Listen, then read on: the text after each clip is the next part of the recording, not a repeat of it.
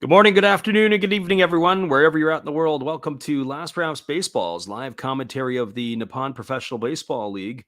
Tonight, we are bringing you from Seibu. It is going to be the third game in the set between the Seibu Lions and the Tohoku Rakuten Golden Eagles. Last night, the Lions were able to hold on for a victory, winning 7-4 over the Golden Eagles, and that follows up a 4-4 tie that went for 12 innings on Friday evening.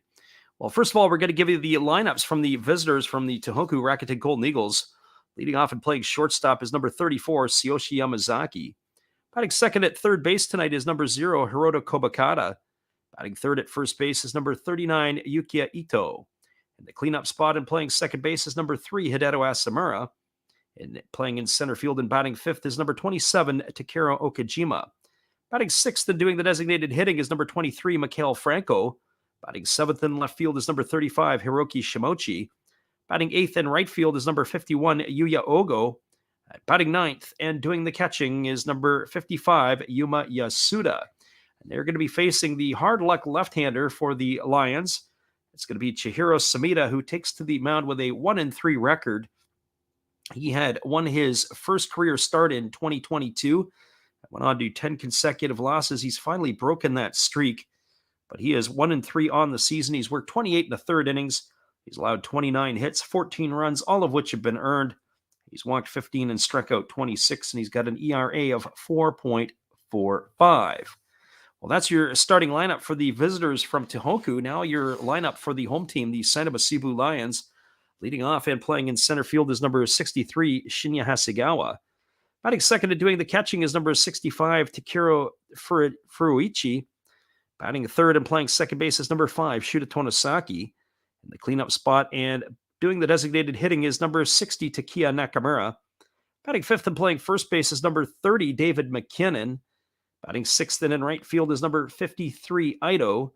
Hitting seventh in left field is number 46, Shohei Suzuki. Batting eighth at third base is number 39, Nin-Ting Wu.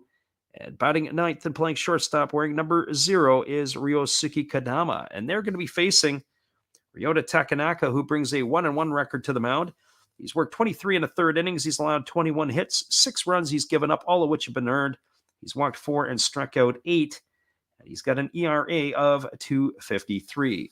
Well, those are your starting lineups. And Samita is just completing his warm-up tosses. Our friend Titus is in the stream tonight. We welcome you and everybody else who is joining us for this one here. Whether you do listen live or on delay, we do appreciate you guys tuning in, as that is where we're at here. Samita is just completing his warm-up tosses.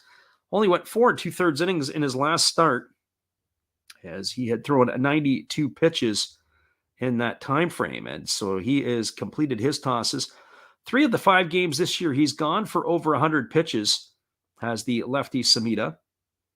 As we are ready to get this one underway, they are throwing the ball around the infield, and now this one is ready to go. A lot healthier crowd here on a Sunday in Saitama as there was yesterday. Yesterday they had just over 18,000.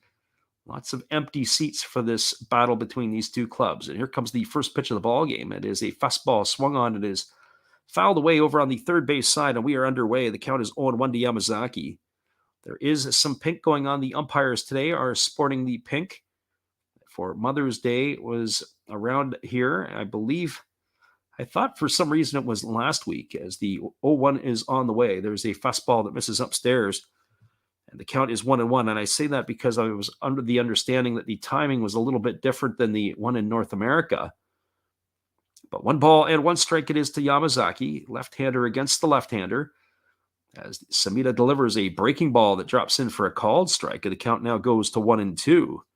So 1 ball and 2 strikes it is.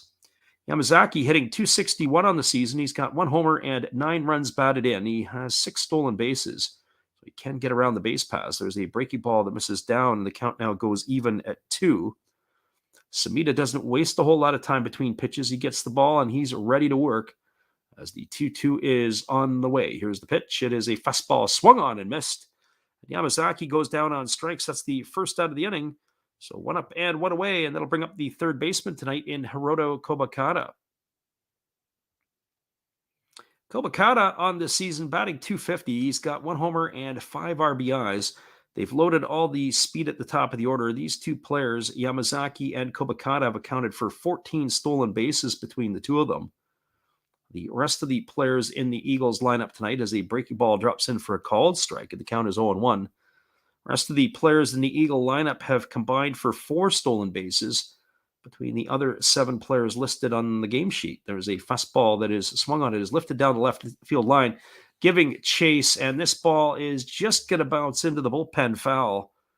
As the left fielder Suzuki had to come a long way, just wasn't able to get there in time. It's going to run the count to no balls and 2 strikes on Kobakata.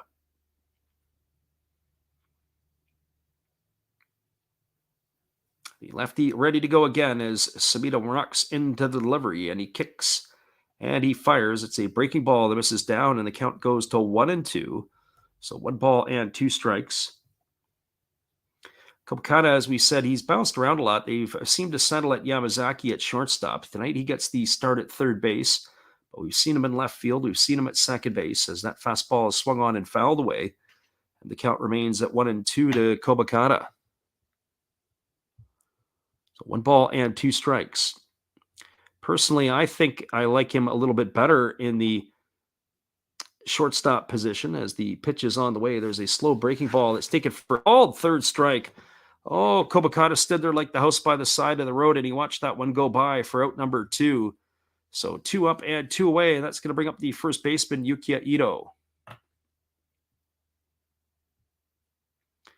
Well, for Ito on the season, he's batting .264. He's got a homer and a couple of RBIs. He has put himself into the 3 spot here, but really one of the things that we notice is that there's just not a lot of run production. I don't know if that's because they aren't setting the table in front of him, or if he's not able to hit with runners on in clutch positions. There's a fastball that just misses outside for ball 1, and the count is 1-0. So 1 ball and no strikes. We will be doing some midweek games in the middle of the night next week. We haven't set our schedule yet. There's a fastball swung on and fouled away, and the count goes to 1-1 on Ito. We'll make some announcements in the next couple of days, and we plan to do at least 2 or 3 games in the middle of the night. There is an early game next week with the Fighters playing, but we're not going to be able to get that one in on our schedule. There's a breaking ball that misses down. The count now goes to 2-1. We'll likely try to target the Trevor Bauer start again for the Yokohama Bay Stars as the 2-1 is on the way. There's a fastball swung on, is lifted foul into the seats down the first base side. And that's going to run the count now to 2-2 on Ito.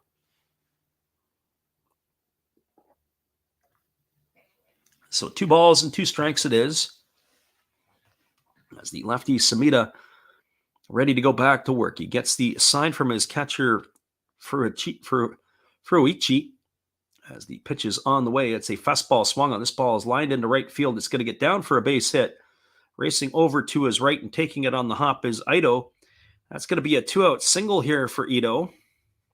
And that's going to bring up the second baseman, Hideto Asamura. Well, for Asamura, he's batting .221 on the season. He's got 6 homers and 16 RBIs. He looks like he's got it sorted out or figured out. He and his running mate, Hiroki Shimochi, were really struggling there as they were batting below 190. Shimochi is still struggling, but the right-handed batting Asamura is slowly starting to see his average creep up a bit. So here comes the first offering from Samita. It's a breaking ball swung on. This ball is lifted into deep right center field. Moving back onto the warning track is Ito, but he's got room and he's got time to make the catch. And that is going to do it. Asamura took it for a ride. He just didn't take it far enough, and that's going to be out number 3. No runs in the inning. There was a hit. There were no errors, and there was 1 runner left aboard. We're through a half inning. It is the Tohoku Rakuten Golden Eagles, nothing. The Seibu Seibu Lions coming to bat. Stick around, everybody. We'll be back with the call in just a couple moments after this. Appreciate you for being here.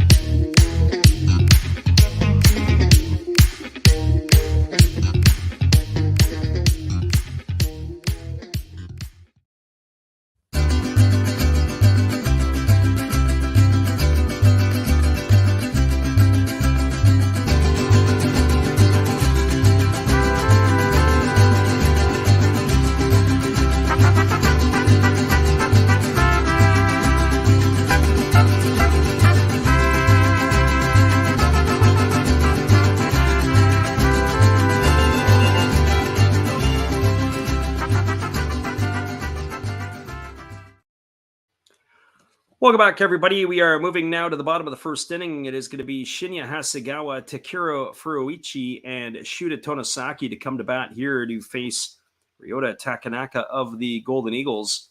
We noted that Furuichi, the catcher, 1 for 4 on the season. I really don't know a whole lot about him. Interesting that he's going to be catching Samita in this one. I wonder if there's a connection of some variety, as he has not got a whole lot of experience in the NPB. So this is the way it's going to be. We've got Gracie Lynn there. She says, how's your evening going? Much better now that Gracie Lynn is here. I thought we were talking to ourselves for a bit. We've had a few people popping out, not as busy as it was last night. So here comes the first pitch of the bottom of the first inning as the right-hander works out of the stretch, does Takanaka. And now he kicks and he fires. There's a fastball taken for a called strike, and the count is quickly 0-1. Hasegawa on the season batting .235, no homers and no RBIs. Our friend Walking Spotted Dog is back again tonight. We welcome you back to the stream. There's a fastball that misses down, and the count goes even to 1-1. Walking Spotted Dog says low ERA. He figures Seibu wins today. There was a fastball swung on and fouled away, and the count goes to 1-2 on Hasegawa. The Lions last night put a couple of consolation runs up, the Eagles put a couple of consolation runs up late to cut the lead to 7-4, and then they had to actually bring in Moriwaki to come in and get the save, as that ninth inning was a little bit jittery. But it is the Tohoku Rakuten Golden Eagles who have not played very well. There is a breaking ball that is swung on and fouled away. The count is 1-2. They are not playing good baseball right now. They're trying to find their way. My friend Gracie Lynn says, I was going to take a nap waiting for the Urawa Red Devils. I saw we were covering the Lions tonight. Yep, Lions are on our docket. They're playing good ball lately. There's a fastball swung on. This ball is belted foul. It's going to get into the netting just down by the bullpen in left field. That's going to keep the count at 1-2. Friend Gracie Lynn said, no offense to the Eagles, but hopefully this game is put away in the 5th or 6th inning. Well, then you would have watched last night's game, because that's what it seemed like until they were able to grab a couple of runs late. Here's the 1-2 pitch. It's a slow breaking ball, waved at and missed. Hasegawa down on strikes for the first out of the inning. 1 up and 1 away, and that's going to bring up the catcher, Takiro Furuichi. Our friend Walking Spotted Bear said his pick was Rakuten, the Tohoku Rakuten Golden Eagles, so that would be a 1-1 through this series.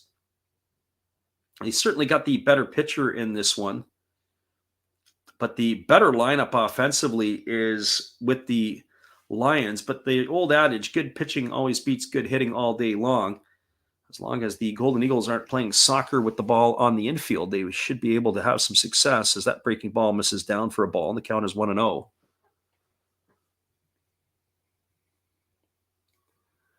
Walking Spotted Bear says that doesn't think it's all that comfortable right now being the Seibu or the Lions. There's a breaking ball taken for a called strike, and the count goes to 1-1 on Furuichi.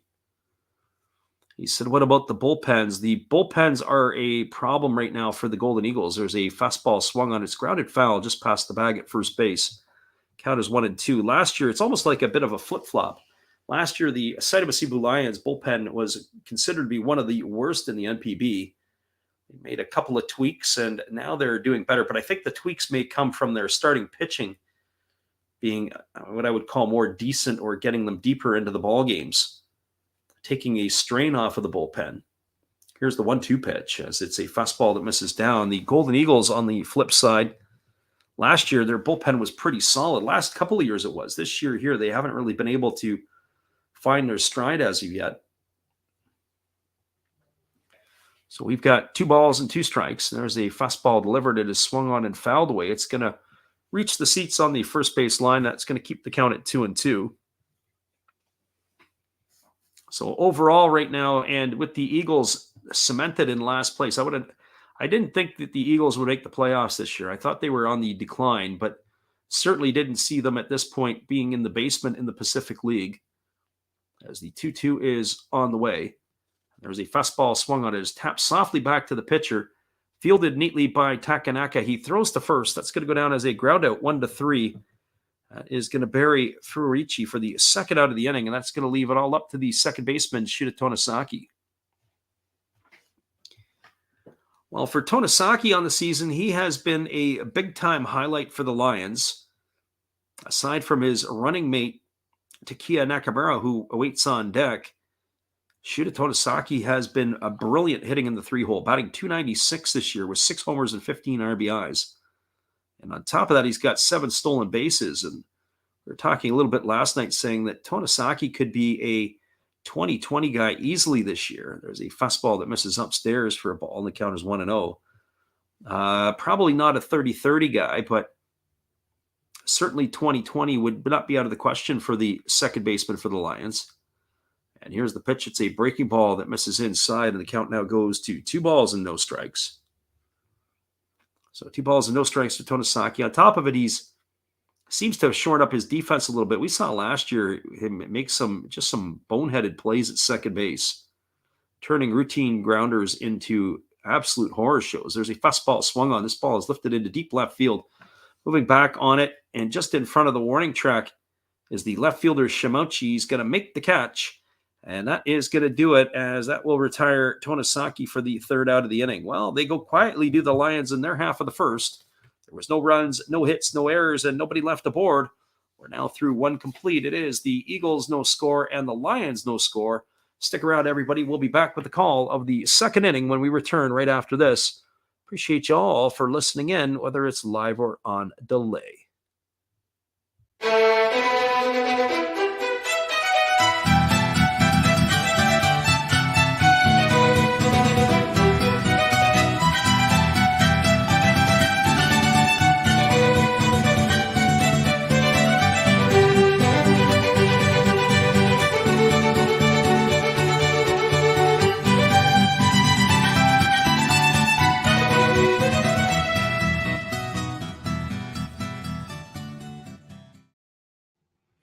We have a 0-0 ball game. We'll be back in 30 seconds. Hang tight, everybody. Appreciate you all for listening in here with us tonight.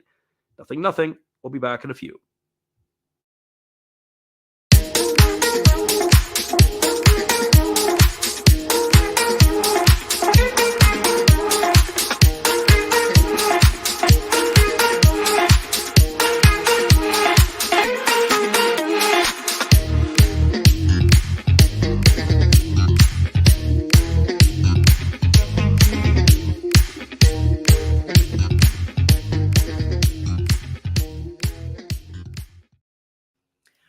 Welcome back, everybody. It is going to be the top of the second inning, and it'll be Takeru Okajima, Mikhail Franco, and Hiroki Shimouchi to come to bat for the Golden Eagles.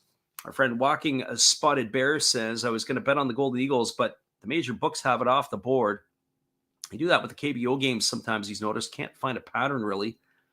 Not really sure what the pattern is sometimes on that is myself. I know that the lineups, when they come out an hour before the game, it can really change and impact decisions. I mean, sometimes when we were making our picks, we would do it early in the day based on the starting pitchers. There's a first pitch fastball delivered to Okajima was taken for a called strike. The count is 0-1. Okajima batting .250 with 3 homers and 9 RBIs. Lefty against the lefty as Samita delivers a breaking ball that's taken for a called strike. The count now goes to 0-2. I would also say that makes it even more difficult. And so if they know something about injuries that we don't know or we don't get to know, it can make an impact, especially on certain lineups. As that fastball misses outside, the count is 1-2. Gracie Lynn said she liked that music on the in-between. And it is some of that stuff. Yeah, we get a little bit of mix of everything. There's a breaking ball swung on it, is tapped softly over to second. Fielded by Tonosaki. He throws to first, and they're going to get Okajima. Oh, boy. As you remember in the last half inning, I said about Tonosaki making some plays interesting at second base. I thought he might have had that out of his system. Well, looked like he was slow to get to the ball. He got caught up flat-footed. He threw the ball to first. He did get the runner by a half a step. But, oh, boy, was that a close play, or closer than it should have been. So that is going to retire Okajima for the first out, and that brings up Mikhail Franco to the plate. And the first pitch to Franco is a fastball taken for a called strike. Our friend Big D in the house tonight. We welcome Dave to the show. There's a breaking ball swung on and missed, and the count goes to 0-2 on Mikael Franco. Franco really struggling. He's batting $186 with 3 homers and 10 RBIs. He had a very impressive start to his Eagle campaign with that home run on opening night, and it's been downhill since. There's a breaking ball waved at and missed, and Franco has gone on strikes for the second out of the inning. That was a pretty quick at bat. 2 up and 2 away, and that's going to leave it all up to the left fielder, Hiroki Shimouchi. Our friend Walking Spotted Bear says, Gracie, I think Seibu whoops him. CV Baseball Collector has also joined us tonight. I missed you there, CV. We welcome you to the house. As the lefty Samita ready to go. As the lefty rocks into the motion and delivers a first pitch breaking ball that drops in for a called strike. The count is 0-1. So one thing about Samita, he's got a pretty good hook and a good mix to it. He's got that kind of get me over breaking ball, and he's got me a wipeout pitch, and then he sneaks the fastball sometimes by the hitters. As that last pitch rolled in at 94 from the left side, it's swung on and fouled away. The count is 0-2 to Shimouchi. So no balls and 2 strikes. Our friend Walking Spotted Bear said, who's at home? It is the Lions at the Balluna Dome here tonight. So here comes the 0-2 offering as the lefty rocks and delivers. It's a breaking ball that misses down, and the count is 1-2. Gracie says we've got a good mix of music during the inning break, just missing some of the good slow classic country or upbeat bluegrass. Oh, don't worry there, Gracie Lynn. We got you all covered here. As the 1-2 pitch is on the way, it's a breaking ball swung on. It is tapped slowly over to first, fielded neatly by McKinnon. He's going to take it himself, and he steps on the bag. That's going to retire Shimouchi on a ground out to 3 for out number 3. And that is going to do it here. No runs in the inning, no hits, no errors, and nobody left the board. And our friend Big D drops us as 10 spot. Dave, we care about you, buddy, and we appreciate you for being here. Hang tight, everybody. We'll be back in just a few after this. The score, 0-0, as it is the Lions and the Golden Eagles. We'll be right back after this. Some Cherokee music for our friend Gracie Lynn.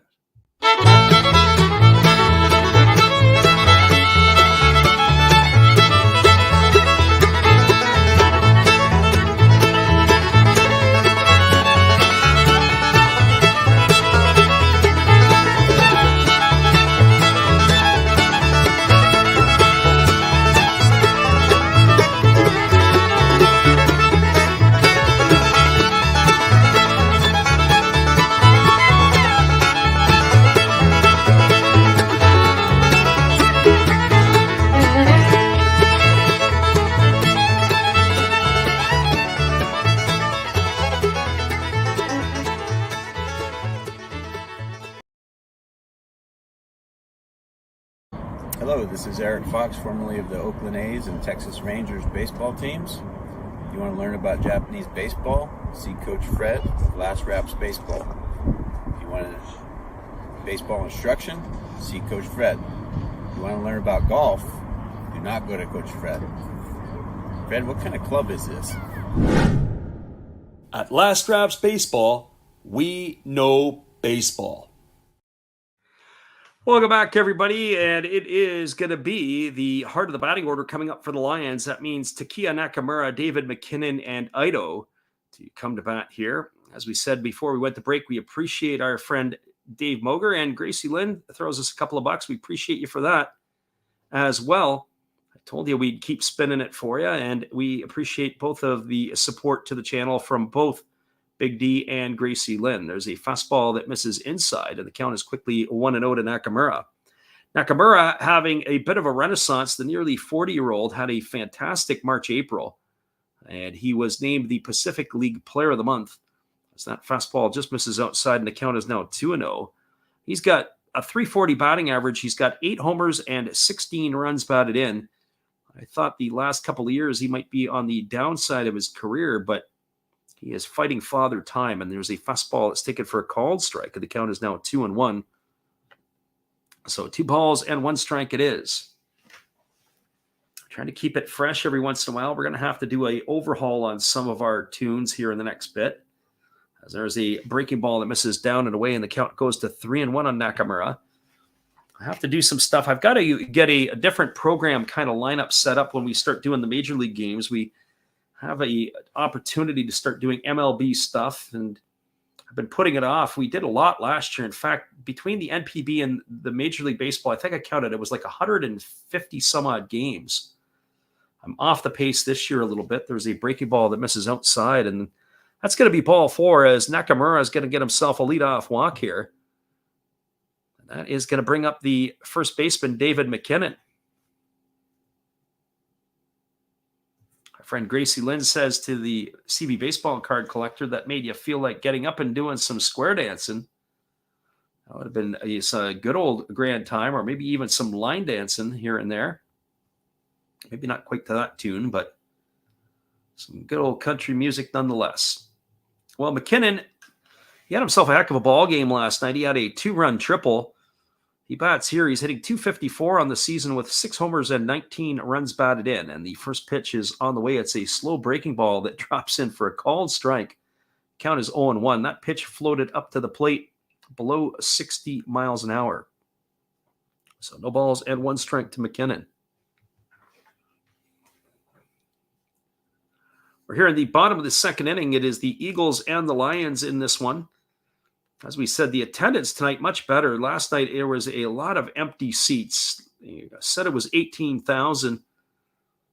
At least that's what they claimed to be in these seats. A lot of empty seats there. There's a breaking ball swung on and missed. The count now goes to 0-2 on McKinnon.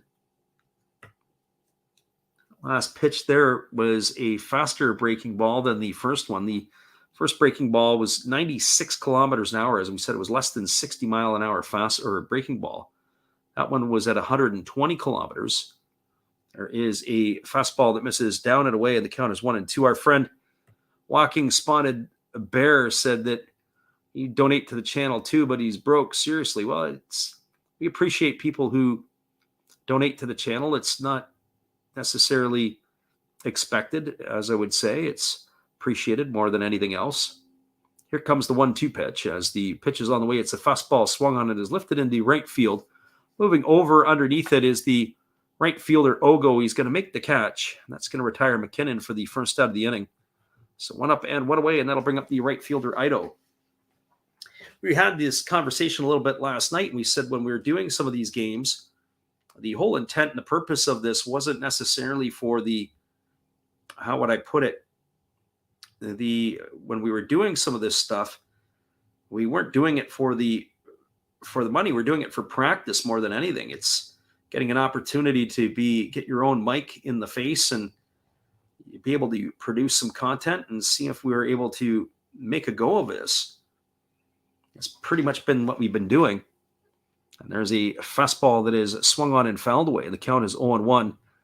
I was saying last night about how I had a friend of mine who, I shouldn't say a friend of mine, an acquaintance of mine who I knew, and when he lived in a condominium in the major center of Toronto, he would take his drums out onto the streets and go and practice somewhere because he didn't want to disturb his neighbors. Can you imagine living in a condo and having somebody beside you playing the drums all the time?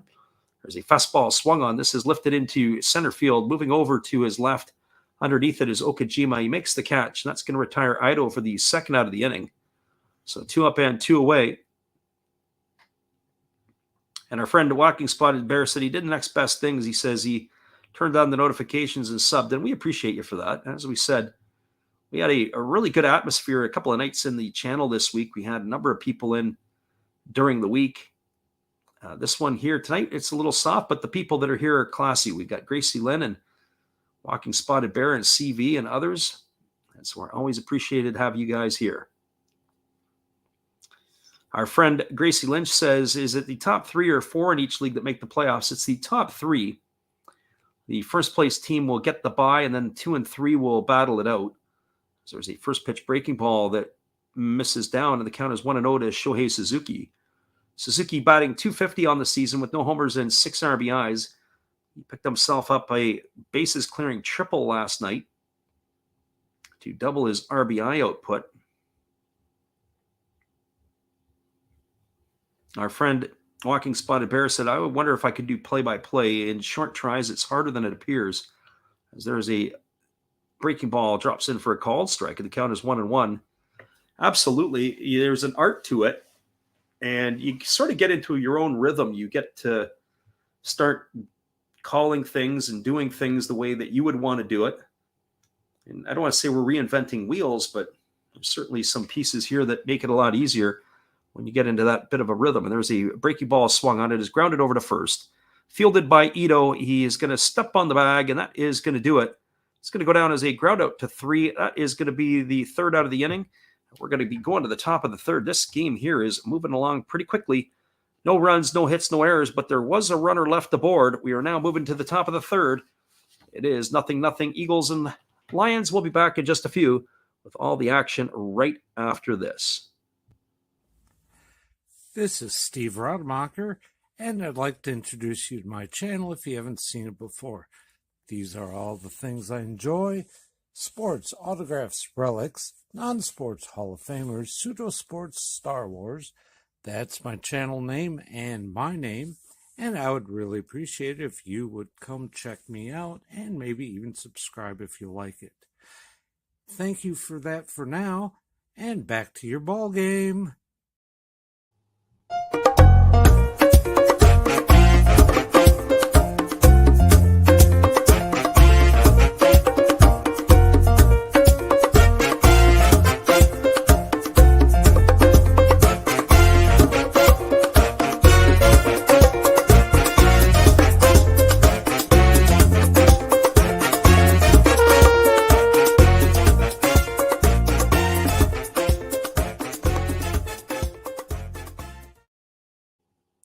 Welcome back, everybody. It's going to be the top of the third inning, and we're going to have Yuya Ogo, Yuma Yasuda, and Tsuyoshi Yamazaki coming to the plate here to face the lefty Chihiro Samita. Friend Gracie Lynn says, and we appreciate the positive feedback. She says, when I say your play-by-play commentary is better than some radio broadcasters, she says she won't drop the names of MLB or minor league teams, but you could benefit having on the staff. Well, some of the things is that you have to have a feel for the sport, and there are some really good broadcasters out there. And just as you say, there's others who don't necessarily have a good feel for what they're doing, and that's noticeable. And I say that because sometimes there are people that do multiple sports. There's a fastball swung on. This ball is lifted down the line in left field, giving chase, but this ball is slicing, and it's just going to go foul past the netting of the bullpen. That ball was hit a long way, but Yuya Ogo is just going to have himself a long strike, and that's going to be no balls and 1 strike. The other part to that, too, is we talk about some of this stuff is that we talk about some of these announcers, and, maybe they're very good in a particular sport, and then they start, especially the ones who are doing the play-by-play, they cross-pollinate them over 2 or 3 different sports, and they get away from their strengths sometimes. As the 0-1 is on the way, there's a breaking ball that misses down and away. The count is 1-1. Very fortunate as a young baseball fan growing up listening. The Detroit Tigers had 2 Hall of Fame players doing the games, George Kell and Al Kaline. They used to do the television. As the 1-1 is on the way, there's a fastball that catches the outside corner for a called strike, and the count is 1-2. And, of course, Ernie Harwell and Paul Carey doing the ball games for the Tigers on the radio. And there are some Harwellisms that I drop out from time to time. That is something that has stuck with me for the years from the childhood. There's a breaking ball that's down, and the home plate umpire said that Ogo's went around. The catcher has smothered it, picked it up, did Furuichi, throws to first, and that's going to retire Ogo on a strikeout 2-3. He's gone for the first out of the inning, and that's going to be the 4th strikeout of the ball game here for the Lions lefty. But that'll bring up the catcher, Yuma Yasuda. Our friend Walking Spotted Dog talks about the lady on TNT. Says, where is her out? Kevin Harlan is awesome. Vince Scully was great. Harry Carey was hilarious. Here comes the pitch. It is a breaking ball that misses inside, and the count is 1-0 to Yasuda. Yasuda batting at .216 on the season with a homer and 4 RBIs. That's where he stands right here. Here's the pitch. It is a breaking ball that misses down, and the count is now 2-0. Gracie Lynn says, usually the ones that cover multiple sports are rough. But there's one that does phenomenal at it, which is rare. So the local university where she's at is the University of Alabama, Birmingham. We have some radio crew for baseball, basketball, football. You cover turtle racing and make it exciting. There's a fastball ticket for a called strike, and the count is now 2-1. I think that's pretty funny. There's some fellas out there that can do a good job. You're right. But not many can cross-pollinate. Here comes the offering as the pitch is on the way, and it's a fastball ticket for a called strike. And the count now is 2-2 to Yasuda. So lefty matchup here. The pitcher Samita needs some help from his offense. He looks great tonight. And there's a breaking ball that's down. They appeal over to the third umpire, but they say that Yasuda didn't go. That's going to run the count to 3-2. If Samita hadn't already given up a hit, I'd say his stuff almost could be no-hit like stuff tonight, but he's already given up the hit to Ito in the first inning. The way he is pitching right now, hits could be at a premium in this one. So here comes the 3-2 pitch as Samita rocks and delivers. There's a fastball swung on. This ball is lifted down the line in left field, but it's going to slice into the netting as well. Keeps the count at 3-2. Gracie says she loves Kevin Harlan, but the lady who covers basketball for ESPN, it sounds like she's talking through her nose. Yeah, that could be kind of rough. Marty Brenneman was great. He got fired because he popped off during a commercial break. There's a breaking ball taken for a called third strike, and Yasuda stood there like the house by the side of the road. He watched it go by for out number 2. Strikeout number 5 in the books already here for Samita. And that's going to bring up the top of the order in Tsuyoshi Yamazaki. Yeah, sometimes some of the announcers, they will get either carried away or say something that is offside. And it's too bad for Marty Brenneman. Just as you said, 29 years down the drain for a slur that he used toward, or a homophobic slur. There's a fastball swung on. This is lined right to the glove of the shortstop. And that is going to be caught by Kanama, and that is going to do it here for out number 3. Well, there was no runs in the inning. There were no hits, no errors, and nobody left the board. We are now moving to the bottom of the third inning. Your score is the Eagles 0 and the Lions 0. Hang with us, everybody. We'll be right back.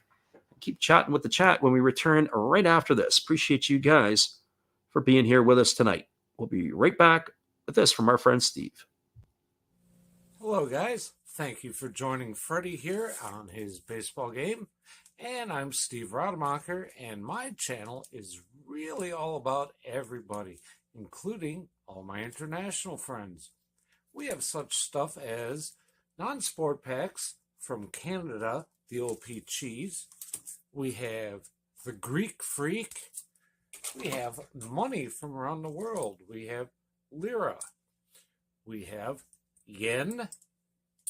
We have francs. We have pounds. We have Deutschmarks. We have all kinds of cool stuff like that. We even have some cooler things like Japanese women wrestlers and OPC baseball cards where I cannot read the back. We even have unopened material like the royal family, I know it's backwards, from London, England. Thank you for watching. Back to Freddie. Welcome back, everybody. We're moving to the bottom of the third inning, and our friend Gavo has popped in here tonight. We welcome you, Gavo, to the stream. He says, who we got winning this game tonight? Well, I think the needle is going to be pointing toward the Seibu Seibu Lions. I like their offense a little bit better, and they're getting some pretty good pitching from Samita right now. So that is where I think this one is headed. Our friend at Walking Spotted Dog says he looked into what he said. I can't remember exactly. They were playing the Royals. Yeah, you know, it's unfortunate, as you said about Marty Brenneman. It was how many years in the industry, all gone for that. And here comes the first offering. It is a breaking ball that just misses outside. Oh, it did catch the outside corner. A late call by the home plate umpire as Ni-Ting Wu got locked up. And the count is 0-1. So no balls and 1 strike. As the right-hander delivers, there is a fastball that misses down, and the count goes even to 1-1. I thought one of the all-time greatest trolls in sports, at least for the commentators or for people in that industry or in the industry, There's a fastball swung on and fouled away, and the count goes to 1-2. You guys may remember Erin Andrews, and she had reported there was a college basketball player, I want to say down in Texas or something, and the player ended up getting suspended for pot or whatever it was, and she had let the player have it, maybe, I don't know, justly or unjustly so. Here's the 1-2 pitch as it's on the way, and there's a fastball swung on and missed, and Wu has gone on strikes for the first out of the inning here, so 1 up and 1 away. That's going to bring up Ryosuke Kadama.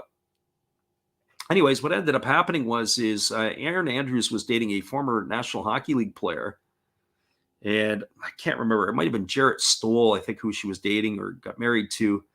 And Stoll ended up getting picked up on some type of drug charges, possession or whatever it was. And the next thing you know is that former college player ended up tweeting out at Erin Andrews, "Yo, what's up with your man?" It had to be one of the funnier moments around because obviously he took a lot of heat, and anything that you can put on the internet can find you somewhere down the trail, maybe not in the positive way. There's the first pitch breaking ball that misses down to Kadama, and the count is 1-0. So 1 ball and no strikes as the right-hander Takanaka ready to go again. And here's the pitch. It's a fastball taken for a called strike, and the count is 1-1. So that had to be one of the better trolling pieces around, or say better, or at least certainly one of the funnier ones. There's a fastball swung on, it's fouled away over on the first base side. But certainly Jack Morris had an issue a few years ago too. When Shohei Ohtani and the Angels were in town, he had a mocking voice towards Ohtani. And the Tigers pretty much took him off the air for a bit, and they gave him some sensitivity training. He's no longer on the crew anymore in Detroit. I think he went back to Minnesota. There was a fastball that misses outside, and the count goes to 2-2. And again, Morris, a Hall of Famer and a great Tiger player, and a very insightful color commentator, and all that in just a moment, of time that he loses all of that, in terms of the viewership and what was in the crowd that was listening at that time. As that ball was struck on and grounded to short, Kadama rolled it over to the shortstop. Yamazaki fields it, throws to first. He is retired on a ground out 6-3 for the second out of the inning. So 2 up and 2 away, and that's going to bring up the top of the order in Shinya Hasegawa. Hasegawa tonight, much like his teammates, has not found a way on base. Only Takiya Nakamura with the walk back in the second inning has been the only base runner so far for the Lions. So Hasegawa, who struck out his first time up, is waiting on the first offering from the righty Takanaka. It's a breaking ball that drops in for a called strike, and the count is 0-1. Gracie was talking about the Reds announcer. That was Brenneman, who Walking Spotted Bear had mentioned earlier up in the chat. Marty Brenneman, I believe his name is.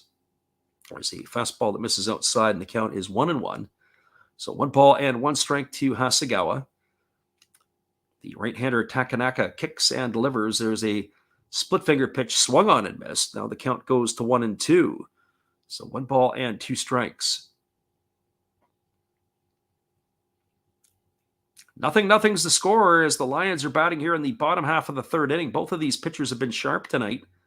Both Samita, as well as the right-hander for the Eagles in Takanaka. The pitch is on the way. It's a fastball that misses outside.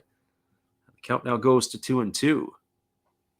So 2 balls and 2 strikes. As we said, a healthy crowd here tonight. Last night's crowd paled in comparison to this one.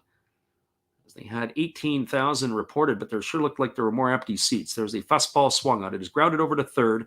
Kobakata fields it. He throws to first, and that is going to retire Hasegawa for the third out of the inning. It's a ground out 5-3. He's gone for out number 3, and that is going to bring up the Eagles to bat in their fourth. No runs, no hits, no errors, nobody left the board. Pretty straightforward here for the Lions. Moving to the top of the fourth inning, your score, 0-0. We'll be back in just a few. Appreciate everybody for being here.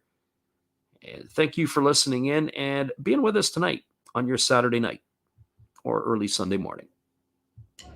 Good evening, ladies and gentlemen. Namaste. Hey, I hope you guys have been enjoying the game. My name is Hollis. I've got a YouTube channel called Another Hollis Build. I love baseball cards. I open up brand new product for you guys. I open up old stuff. I do breaks. I do auctions. All kinds of stuff concerning baseball. I'm Friars faithful, Padres to the end. I also love Garbage Pail Kids and my animals. I have a ton of animals. It's like a mini petting zoo here around my house. I also love my city, San Diego, baby. I take you all around the city and show you what's up.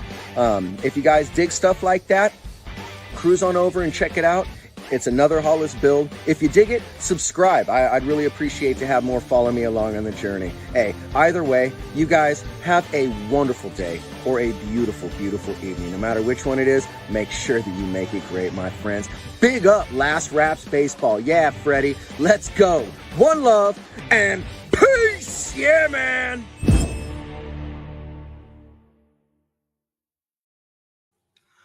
Welcome back, everybody. It is going to be the 2, 3, and 4 hitters to come to bat here for the Golden Eagles. That means Kobakata, Ito, and Asamura to face the lefty Samita, who has been on his game here this evening. Our friend Gracie Lynn apologizing for the Whitecaps. To be honest with you, Gracie, I haven't really paid much attention to them this year. As I said, it's been one of those things that just out of sight, out of mind, and haven't been into the soccer as we've been paying attention to other stuff, especially the Japanese baseball. But the Vancouver Whitecaps were down in Portland, and they got roughed up tonight.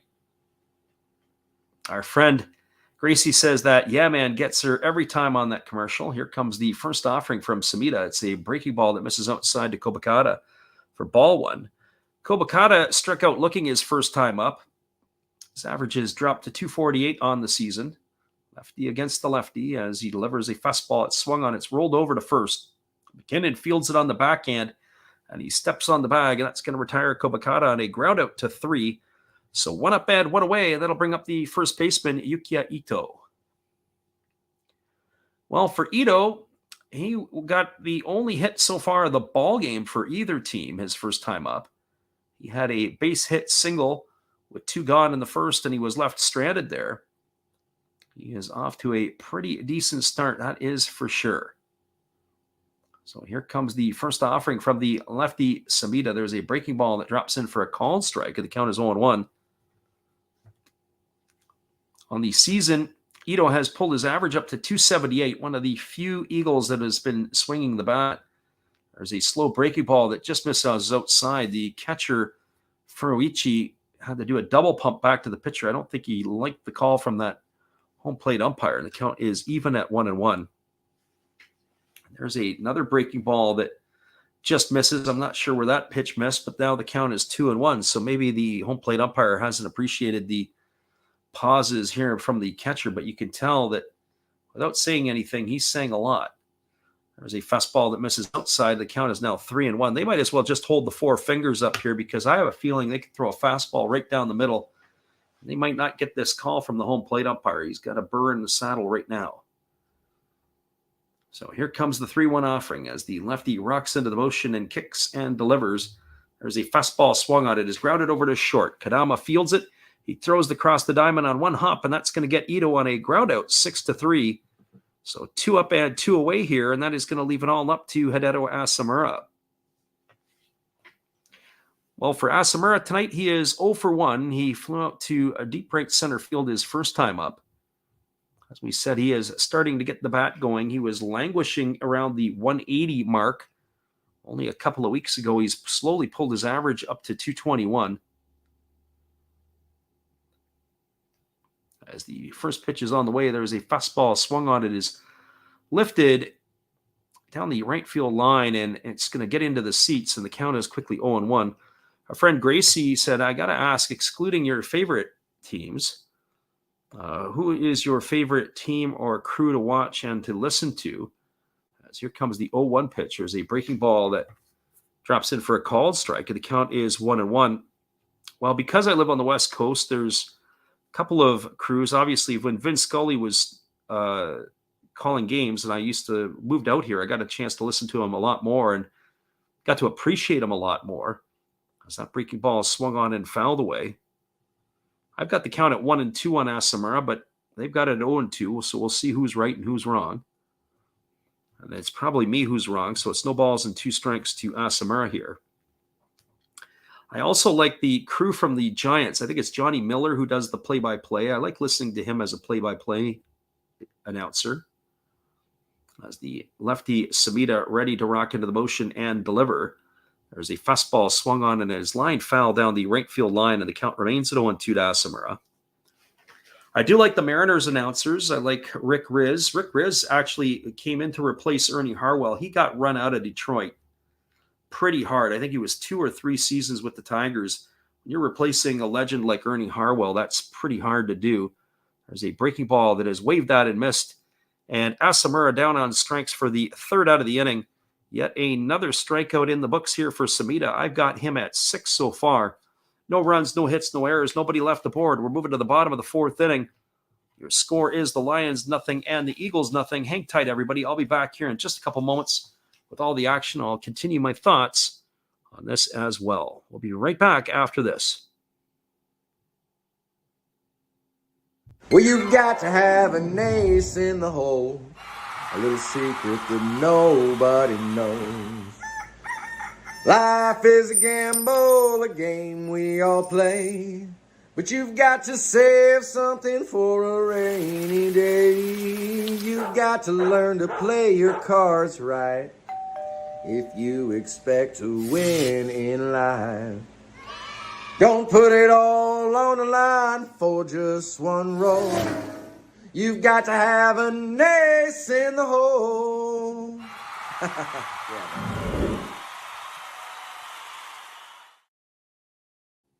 We'll be right back in 30 seconds with all the action. Hang tight, everybody. Appreciate you being here with us.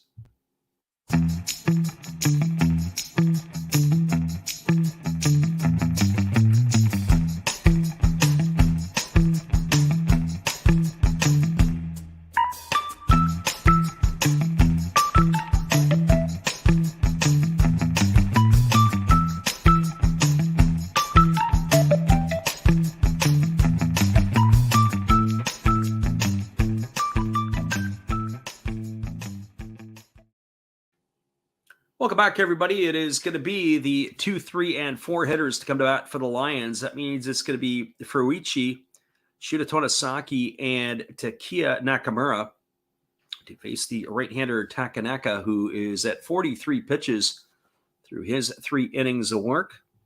As we're ready to resume the action here,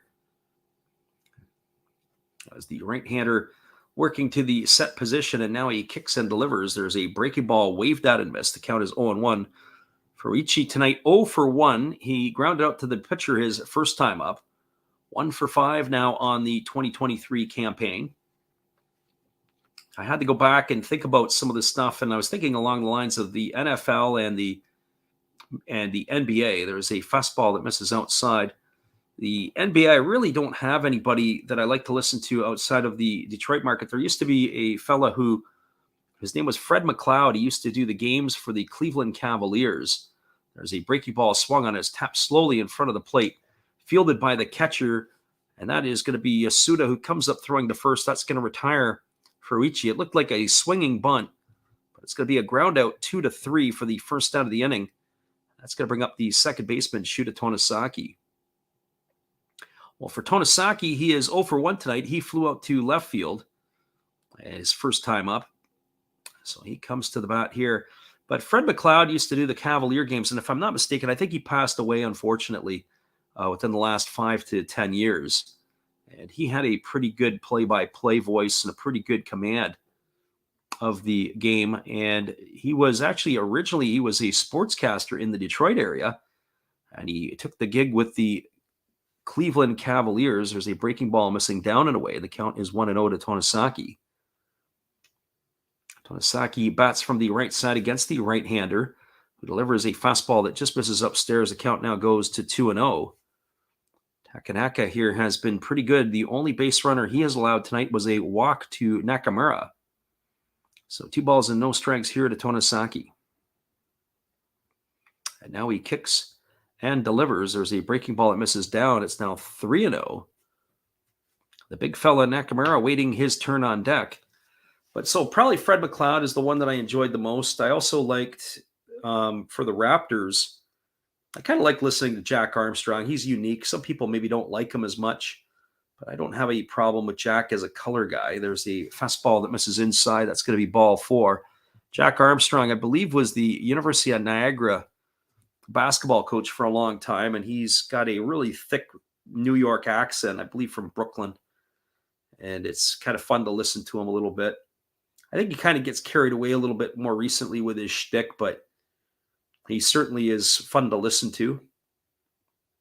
Very interesting man, him and his wife. They adopted, I think it was 3 boys, and all 3 of the children that he adopted were black, and it was raising the family, raising 3 children that were black as their own, and what a great job that they did. An excellent job in the community.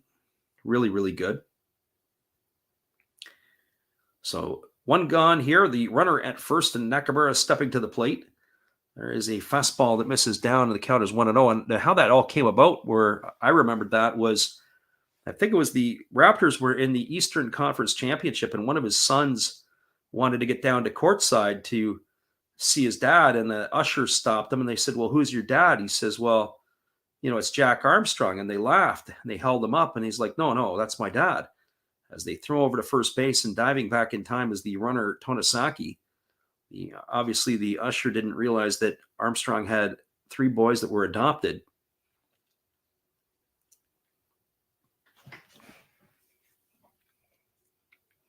Our friend Walking Spotted Bear says his dad's buddy is the color guy for IU games. As there is a fastball swung on and missed, the count goes even to 1-1. So 1 ball and 1 strike it is. He says Dave Peach.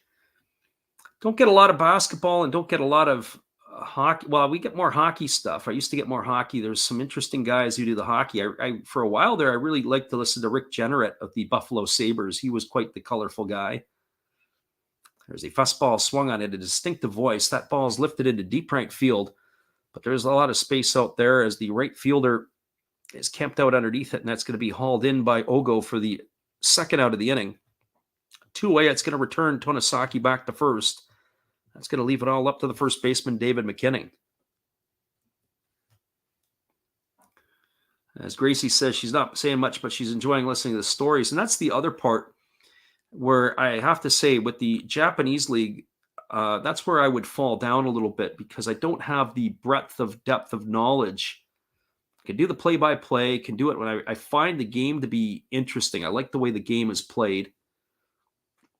But I can't go back 50 years and tell you the stories. Some of the Major League Baseball stuff I can remember from 40, 50 years ago, which makes it all the more interesting. There's a breaking ball that misses down, and it squirts away from the catcher, Yasuda.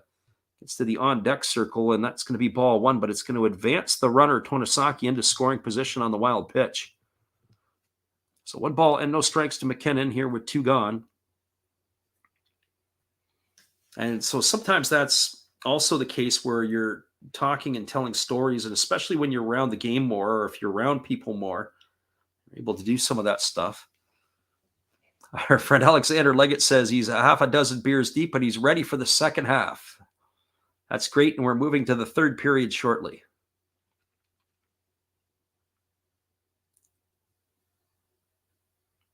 Our friend Walking Spotted Dog said, what would you say the most difficult sport to give over, or maybe I would assume Spotted Dog's asking which one you think would be the toughest one to call. There's a breaking ball that misses up, and the count is now 2-0 to McKinnon. Having played football at the college level, I still think that calling football would be difficult. I'm really, when I think of the quarterback there, Tony Romo, and how he studies, he really does a great job in terms of his preparation. As there's a fastball swung on. This is grounded over to second. It's fielded by Asamura off of 1 knee. He throws to first, and McKinnon is going to be retired on a ground out 4-3 for the 3rd out of the inning, and that is going to do it for out number 3. No runs, no hits, no errors. There was a runner left aboard. We are now moving to the top of the 5th inning. Your score is 0-0. We'll be back in just a few. Our friend Alexander Leggett says, has he missed anything in particular? Absolutely not. Nothing as we move to the top of the 5th. We'll be back in just a few, everybody. Thanks for being here with us tonight. We'll be back in another minute or so.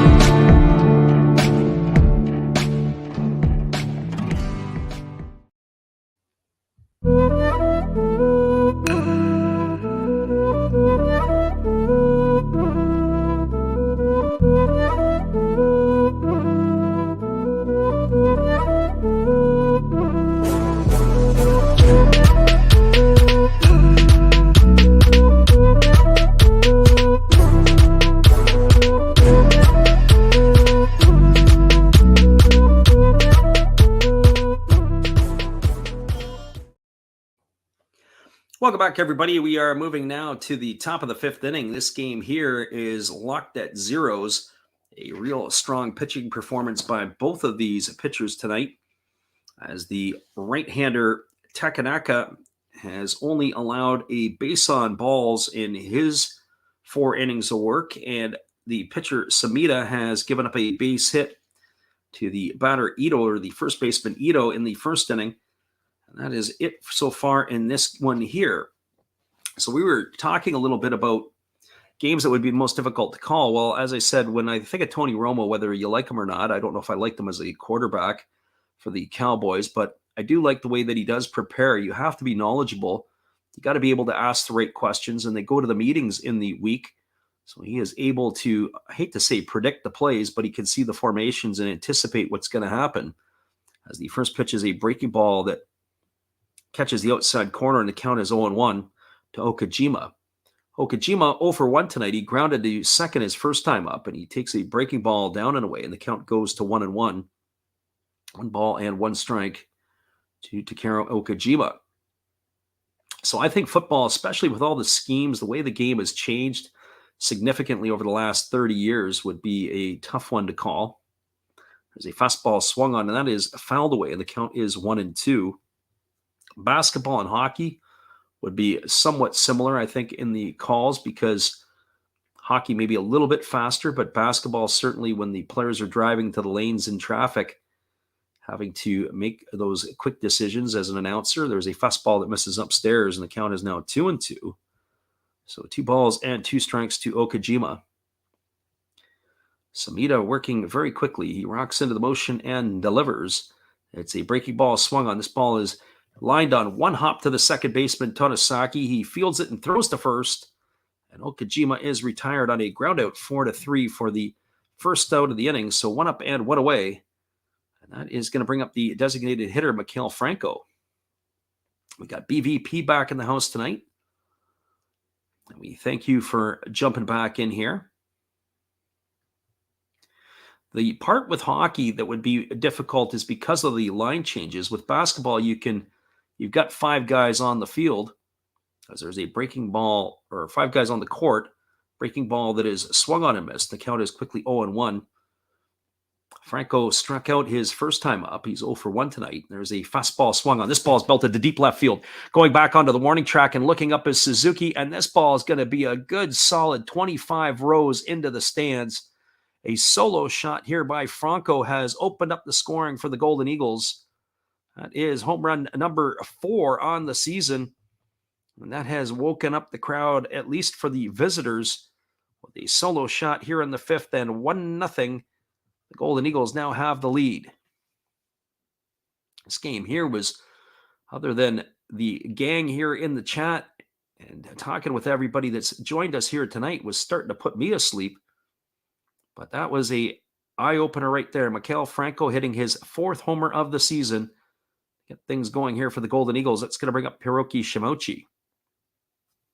And you got to feel a little bit for Samita. Samita, who has been a hard luck pitcher. He's pitched well tonight. No offensive support so far. As a breaking ball misses upstairs, and the count is 1-0 to Shimochi.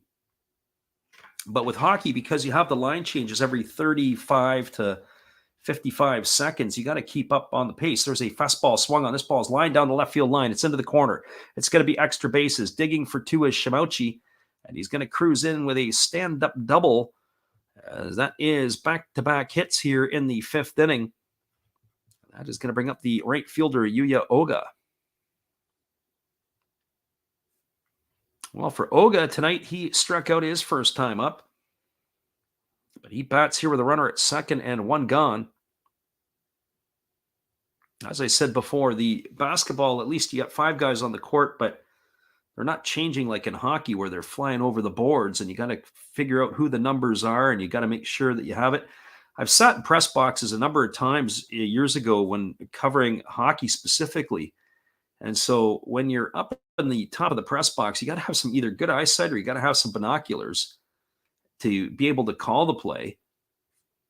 Some fantastic interviews years ago, almost 30 years ago now. Can't believe it. Here comes the first offering to the left-handed hitting Yuya Ogo, and it's a breaking ball that misses down for ball one. The count is 1-0. Covering minor league hockey was a lot of fun. Back in the strike season of the 94-95 year, got a chance to see a lot of minor league hockey. There's a breaking ball that's taken for a called strike, and the count is now 1-1 to Ogo.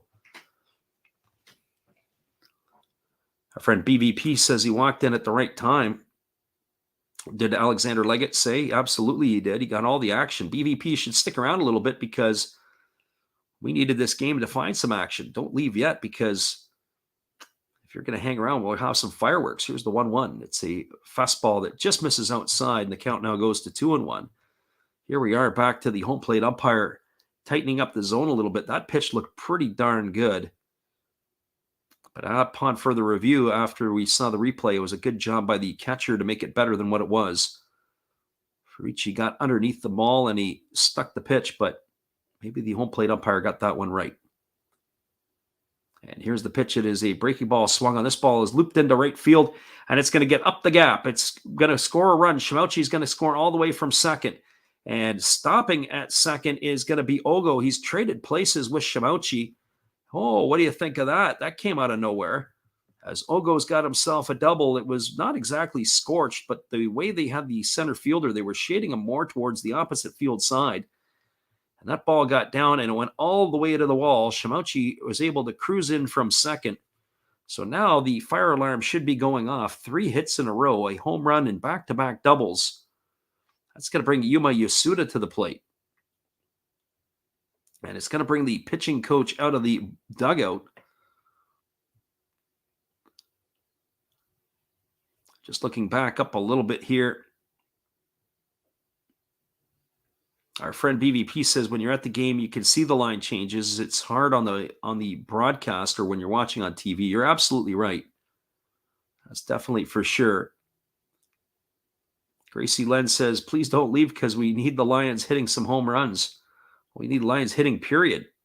They've been struggling here tonight.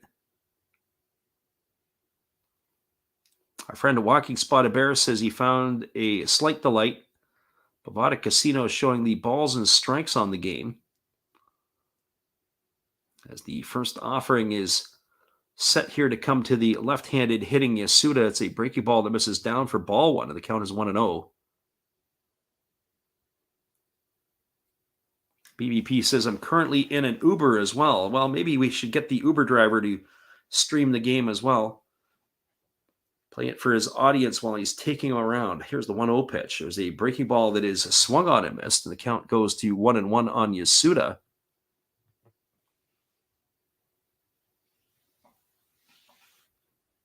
So 1 ball and 1 strike. So of the sports to call, probably baseball, I would say, is the easiest because you can jump in and you can tell your stories and you can mix around and give other pieces of the action. Here's the 1-1 pitch. It's a breaking ball that's taken for a called strike, and the count is now 1-2. But you have to be able to have some information to be able to share. If not, it could present some dead time too. So there's the positive and the negative with baseball. Hockey and basketball, when the whistle blows and there's a timeout in the action, that's where you can kind of catch up on some stuff. But as I said, football is probably similar to baseball because there's enough stoppages in the play that you can comment on different things. There's a breaking ball that misses down. They appeal over to the third base umpire, but they say that Yasuda didn't go, and that's going to run the count to 2-2. Our friend BVP says that would be cool. You should be on Sirius. Yeah, that'd be actually kind of interesting on how to be able to get onto Sirius radio. That would be kind of neat. I never even really thought about that. Or if there's even a way to be able to pick that up, that would be kind of an interesting piece. 2 balls and 2 strikes here to Yasuda as the lefty delivers. There's a breaking ball swung on. It's tapped back to the pitcher. He fields it. He goes to 1. But that is going to advance the runner Ogo over to third. It's going to go as a ground out 1-3. It almost is like a swinging bunt here, so that serves its purpose. So 2 gone. That's going to bring up the top of the order in Tsuyoshi Yamazaki. Our friend Troll Zaddy back in the house tonight. We appreciate him for being here. We were talking about, BBB was talking about football being easy. I was saying earlier that I think football can be hard because you better know the players, but you also better know the different types of formations, the different types of defenses, to be able to give some good insight onto that. That's why I said where Tony Romo excels, at least on the offensive side, when he's looking at some of the stuff. There's a breaking ball swung on it, is grounded over to first. McKinnon fields it. He's going to take it himself. He's been a pretty busy man over at first base tonight, has been David McKinnon. That's going to retire Yamazaki for the third out of the inning. But there was damage done here in the inning. A solo shot by Franco and then back-to-back doubles by Shimochi and Oga have now vaulted the Golden Eagles into a 2-0 lead. 2 runs, 3 hits, no errors, and 1 runner left to board. We're now moving to the bottom half of the 5th inning. Your score is the Golden Eagles 2 and the Lions no score. Stick around, everybody. We'll be back in just a few with all the action right after this. Appreciate you guys for hanging out and spending your Saturday with us tonight. It's a great day for baseball. That's any day is a great day for baseball. We'll be back in a few.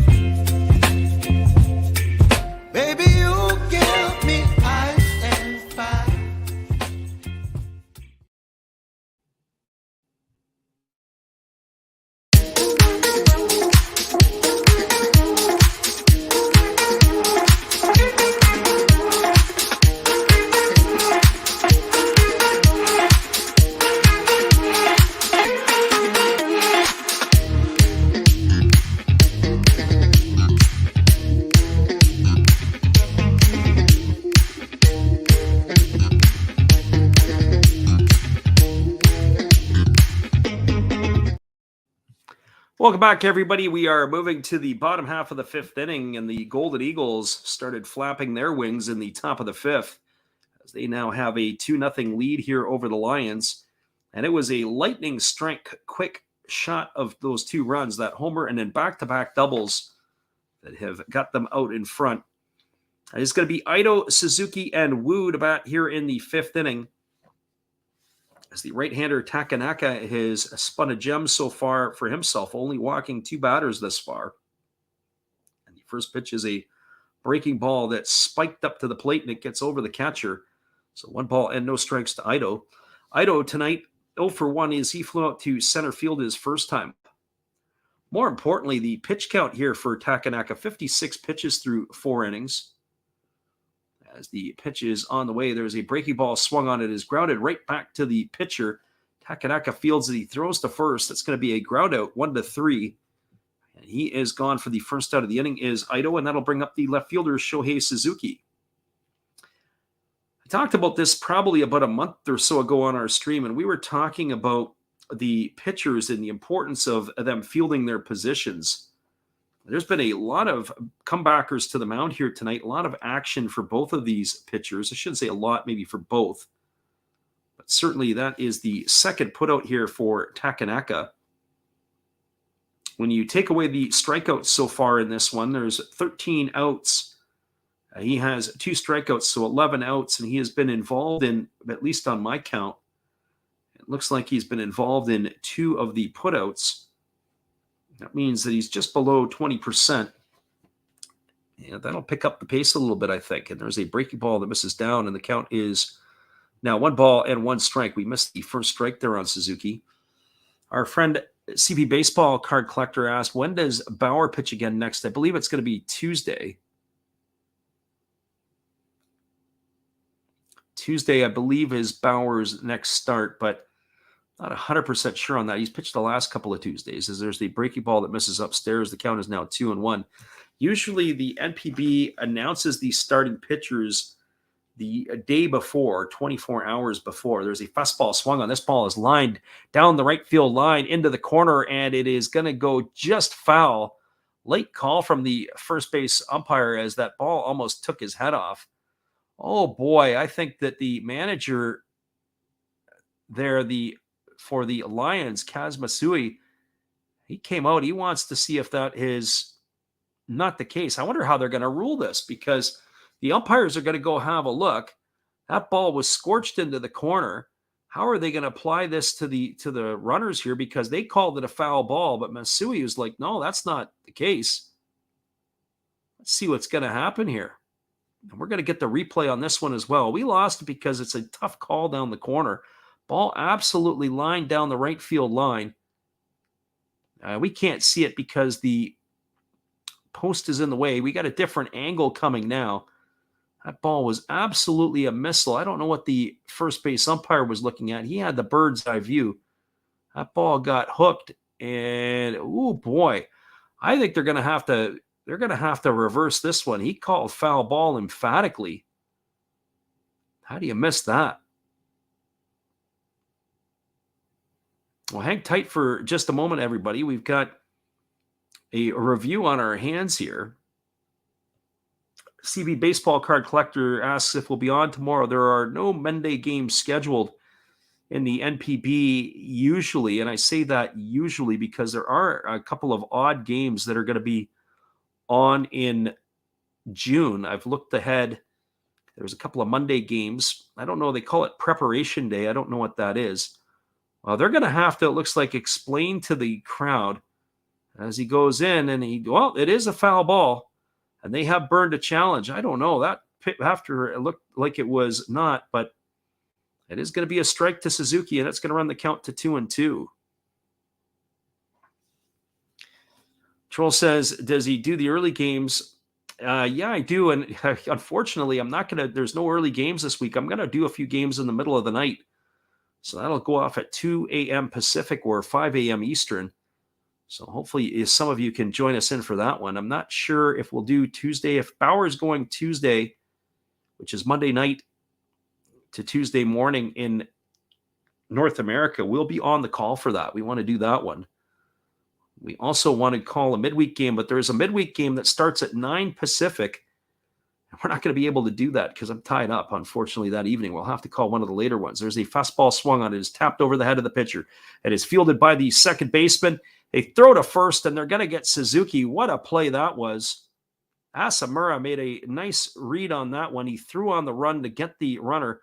I just want to see if it actually hit the pitcher's glove or not to slow that one down, but we'll see if he gets the assist or not. Ground ball. It looked like it was just chopped over the head of the pitcher, Takanaka. It's going to be a ground out 4-3 for the second out of the inning. That's going to bring up the third baseman, Ning-Ting Wu. Our friend Gracie Lynn says, way off topic, but is the NPB looking at adopting some of the MLB rules? As there was a fastball swung on and fouled away, and the count is no balls and one strike to Wu. Not that I'm aware of, but that doesn't mean that I'm sure they aren't going to be looking at it. I would think that, generally speaking, the rest of the world will be looking at Major League Baseball as the pace setter for some of this stuff. They might take what they like and they might dump what they don't.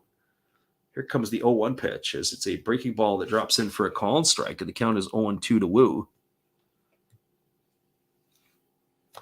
Gracie says, you'd think they'd use Monday for games to be made up on the rainouts. And this is exactly what a lot of people can't understand. Why wouldn't they use the Monday as the rainouts, especially early in the year? As there's a breaking ball that misses, and the count is now 1-2.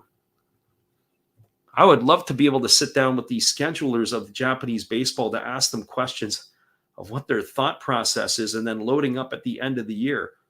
Here's the 1-2 pitch. There's a breaking ball swung on. This ball is grounded on a couple of hops over to second. Asamura fields it. He throws to first, and he's going to get nailed at first base. Oh, the first base umpire has not been in the good books of the Lions. Ning-Ting Wu thought he beat it out. I don't know if they've got one challenge left, but are they going to burn it?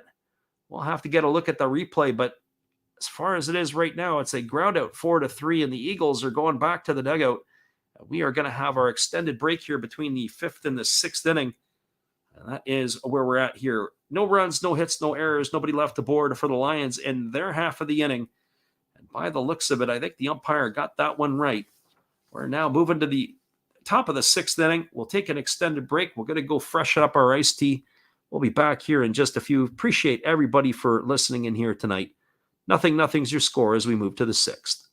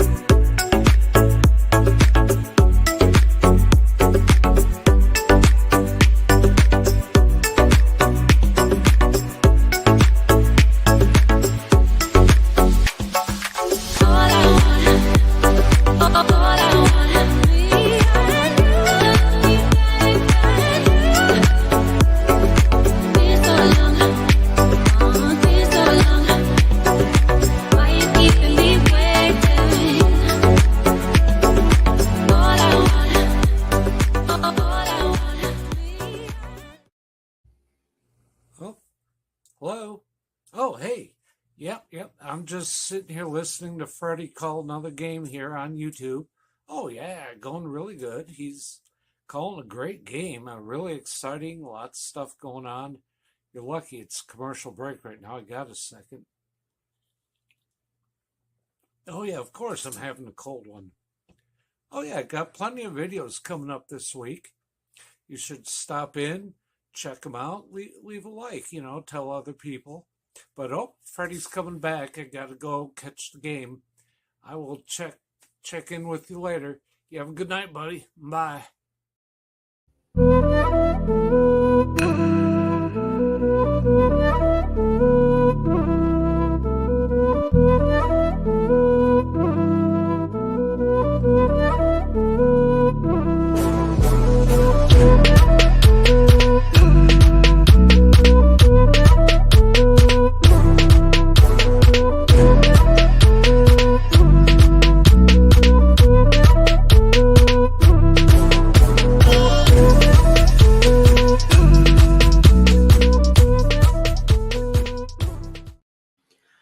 Welcome back, everybody. We're going to take a quick look around the NPB at the out-of-town scoreboard. There are 2 games currently going on in the Central League, with one as a later start. 1-0, the Carp have the lead over the Yamuri Giants. That game is in the top of the 5th inning. At the Cochin Stadium, it is a 4-3 lead for the Bay Stars over the Tigers. And the game between the Dragons and the Swallows goes off at the Jinju. That won't start until 6 o'clock or 1800 Pacific time. Other scores around the Pacific League. It is a 4-2 lead at the bottom of the 7th for the Marines over the Fighters. And the Hawks have a 3-2 lead over the Buffaloes. That is in the bottom of the 7th. And here we go to start the top of the 6th inning. The first pitch delivered to Hiroto Kobakata is bunted foul for a strike. The count is 0-1. 70 pitches for the lefty Samita through his 5 innings of work.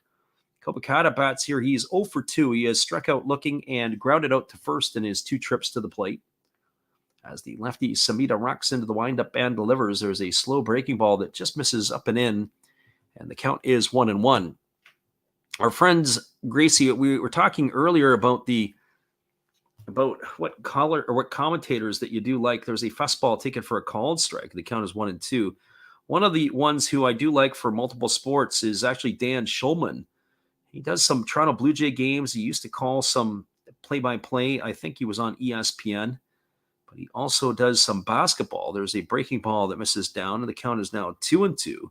So I don't mind listening to Schulman. He has a pretty good capacity, a good tempo and pace to how he calls the games. Here's the 2-2 pitch. Let's see. Breaking ball swung on and missed. And Kobakata down on strikes for the first out of the inning. He didn't strike out anybody in the fifth, did Samita, but that is number 7 in the books. As Kobakata down here for the first out of inning number 6. That'll bring up the first baseman, Yukiya Ito. Well, for Ito, he is 1 for 2. He's got a single and 2 trips. He's batting 260. He entered the game hitting 264. The homer and 2 RBIs. We said hitting in the 3 spot and not really producing a lot of runs in the spot might be a problem, but might be more the problem that the guys ahead of him aren't getting on. As the breaking ball misses down in it, and the count is 1-0. Always coming to bat with nobody on base. Here's the pitch. It is a fastball that misses down, and the count now goes to 2-0.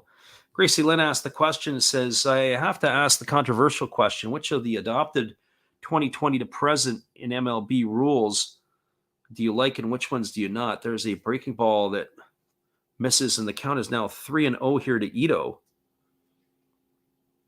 Well, I think a lot of the rules or the adaptations to the rules and certain stuff, I mean, you have to be able to change to some degree. There's a fastball that misses down, and Ito is aboard with a walk. So a 1-out walk for Ito will bring up Hideo Asamura to the plate. Major League Baseball did need to do something to speed up the pace of play. So there's a couple of pieces to this.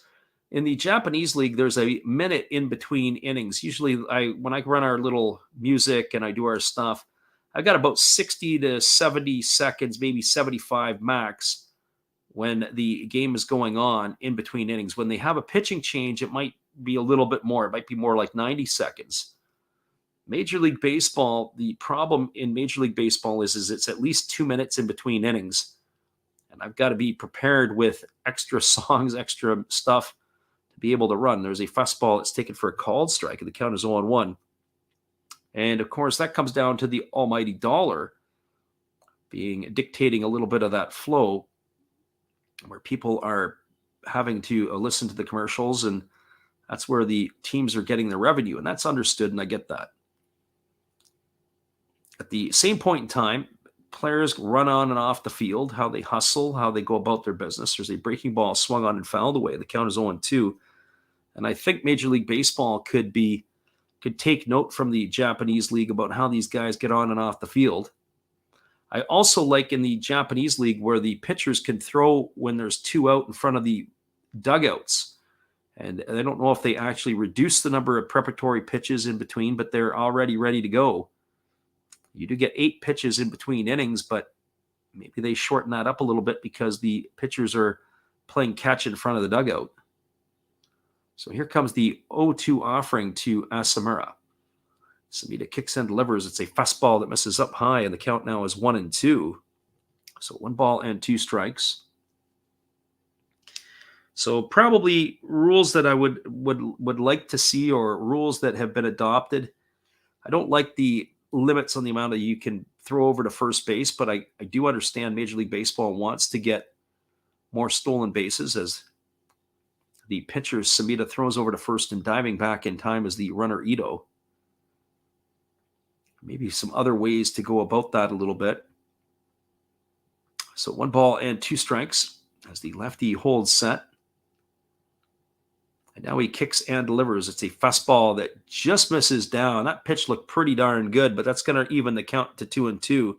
Well, Hideo Asamura got himself a veteran call there. That pitch there, it looked like it was pretty darn good. Right at the knees, but not going to get it here. And especially, you got to be a little bit more ticked off, I think, if you're Samita, because it's your home field here. Not getting the calls in your home stadium. As he throws over to first base and getting back in time as the runner, Ito. It looked like Ito may have had thoughts about taking off on the pitch here. Ito does not have any stolen bases, but he does have a healthy lead. He's got 1 foot on the turf and 1 foot on the dirt. And here comes the 2-2 pitch. As it is delivered, it is down. There goes the runner. Throw down to second is not in time. It's going to be a stolen base there by Ito. I guess the Lions were onto something. They thought that Ito was going to be on the run. That's going to be a stolen base. That pitch was up high to Asamura. It's going to be 3 balls and 2 strikes to him. So that is, we're going to see the replay of that. The throw was up a little bit. I wonder if they're going to try to get a review on this one. No, not worth it, because the throw was up and the second baseman, Tonosaki, who took the throw, couldn't get the tag down in time.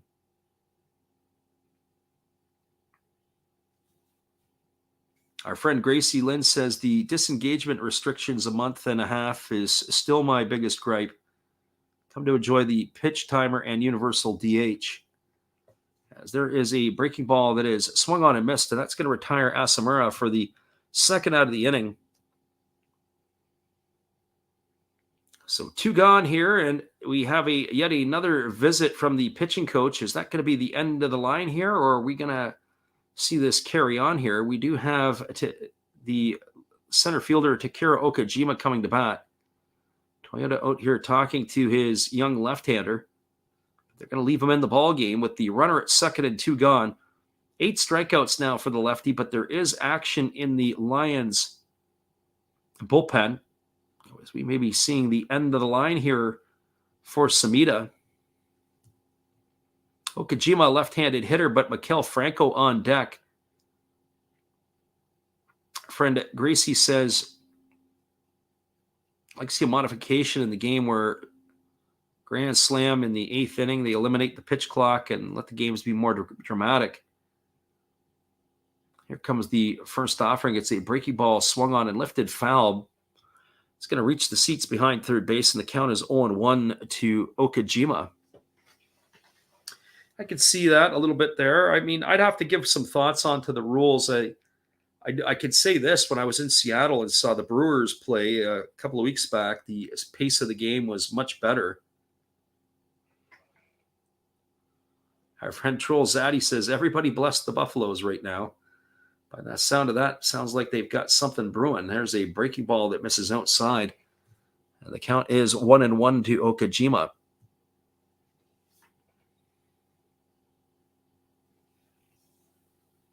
And I agree with Gracie, where the ghost runner in extra innings.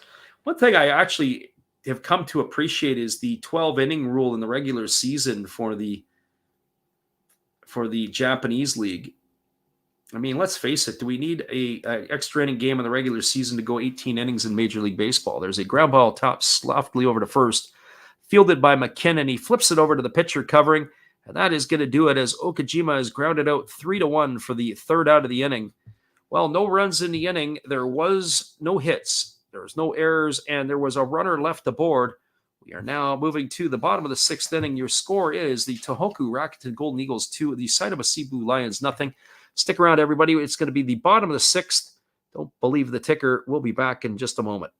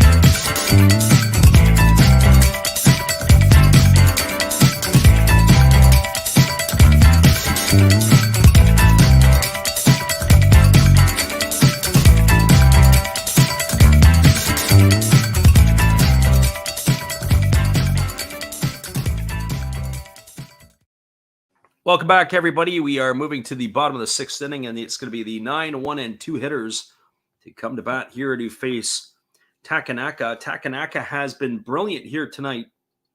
The only 2 base runners he has allowed have come via the free pass, and that is a walk to Tonosaki and to Nakamura. Other than that, they have been battling here against the right-hander, and he has been winning more than he's lost. That is for sure. So he has got Kodama, Hasegawa, and Furuichi to come to bat here. As that is, we're ready to go as the first pitch is on the way. There's a breaking ball that misses down for ball one. The count is 1-0. Well, I'll give you my thoughts on why the games after 12 innings should end in a tie. At least in Major League Baseball, they don't. The games keep going on until they're finished. I think of the ownership, from a perspective of the ownership is saying, look, we close off our beer sales after the 7th inning. Our concessions are pretty much shut down at that point. And there's a fastball swung on it, is tapped softly back to the pitcher, fielded neatly. He throws to first, and that is going to retire Kadama on a ground out 1-3. I think Kadama broke his bat on that. It looked like a piece of the bat went down the first baseline a different direction. So what away, and that'll bring in the top of the order in Shinya Hasegawa to the plate. I think about the Major League Baseball with the potential of ending in a tie. So again, you've got the owners are saying, look, how many people in certain parts of the United States and in Canada for that matter will leave after the 8th or 9th inning anyway. And they're saying, why are we sticking around here for 15, 16 innings when there's only 2,500 people in the seats? There's a breaking ball taken for a called strike, and the count is quickly 0-1. Maybe if people knew or were conditioned that the game was going to end after 12, they would stay anyway. Maybe it would encourage people to stay in their seats and not leave after the 8th inning. As that fastball misses outside, and the count is 1-1. I remember seeing people in a 1-1 game getting up and leaving in the 9th inning. I go, that's where I want to arrive. As there's a breaking ball that catches the inside corner for a called strike, and the count goes to 1-2 on Hasegawa. Hasegawa is 0 for 2 tonight. Grounded to third and struck out in his 2 trips here against the right-hander Takanaka. As the righty kicks and delivers, there's a slow breaking ball that misses upstairs. And the count is now 2-2.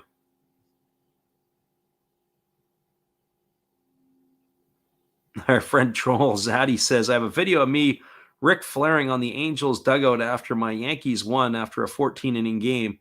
He says, boy, did I get a ban. Here comes the 2-2. There's a fastball swung on and fouled back, and the count remains at 22. Shotgun Shell says, leave in the 9th to beat the traffic. Yeah, especially at Dodger Stadium where there's only really one way out. Those people, if you're not out by the 6th inning, you might be in the parking lot for quite a while. Better have your Dodger dog in hand so you got something to eat in the parking lot. Here's the 2-2. There's a slow breaking ball swung on and fouled away, and the count remains at 2-2 to Hasegawa.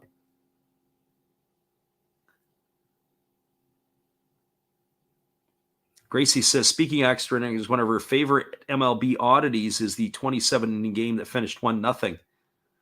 That would be a lot of entertainment, that's for sure. 1-0 up and down. I'm kind of like this game here, a 2-0 game, and a lot of ups and downs. Here's the pitch. It's a fastball swung on and fouled away. The count remains at 2-2 here to Hasegawa. Got to tip your hat here to the pitcher, Takanaka. He's done a really good job of keeping the Lions hitters off balance. On top of that, if they could stay out of the Eagles' bullpen, they've got themselves a chance here. So 2 balls and 2 strikes as the right-hander delivers. It is a breaking ball. Take it for a called third strike. Oh, it was a knee buckler. Hasegawa did not like the call. And you don't see a lot of sometimes verbal abuse towards the umpires of the Japanese league. But I'll tell you tonight, the Seibu Seibu Lions have been verbally letting the umpire know what their opinions were. And I have to tell you, that pitch there looked like it was down and in, but regardless, the home plate umpire is the one who matters. That is going to put Hasegawa away for the second out of the inning, and that's going to bring up the catcher, Takaro Furuichi. And the first pitch is a fastball taken for a called strike, and the count is quickly 0-1. Furuichi tonight has grounded to the pitcher, and he's grounded to the catcher. He's 0 for 2 here. As the right-hander kicks and delivers, there's a fastball swung on and fouled away. The count now is 0-2. Troll Zaddy says, I was there for that game. Are you talking about the 27-inning game in 1892? If that is the case, I want visual highlights, photos, and identification. So no balls and 2 strikes it is here to right-handed hitting catcher. And the pitch is on the way. It's a slow breaking ball that misses down, and the count is now 1-2. So 1 ball and 2 strikes it is. Must have been Troll's other life, as he must have been in full attendance. Either that or he's got the stub from the game. That would be worth a lot of money these days, I would think. Here comes the 1-2 as the right-hander delivers. It is a breaking ball that is swung on and missed. It squirts away from the catcher, Yasuda. He picks it up and throws to first.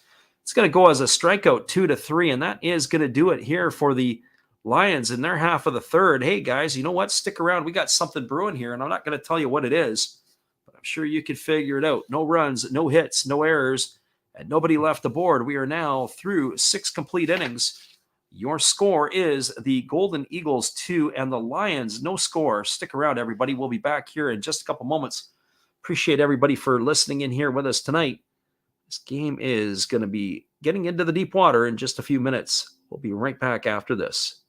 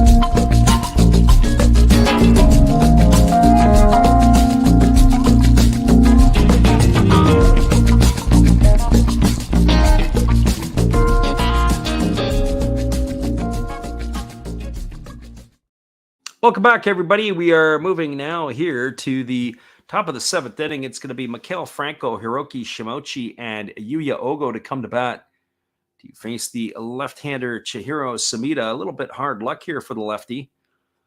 The line score in this one here so far, the Eagles 2-4-0, the Lions 0-0-0.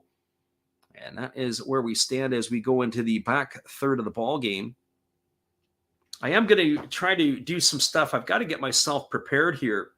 When I go away into Japan, we're going to be running. I've got a bunch of shorts that we're going to be running while I'm gone. Regardless, I've been creating them and posting them, and they're all set to be timed off once I leave. A lot of them will be the swings and swing analysis and some different stuff. Even we open up some of the baseball cards and we post it up online, have some fun in doing that. There's a fastball swung on. This ball is lined into right field. It's going to get down for a base hit, and it's going to get by the right fielder, Ito. It's up against the wall. Digging around first and heading to second is Franco, and he's got to get himself a leadoff double here in the 7th inning.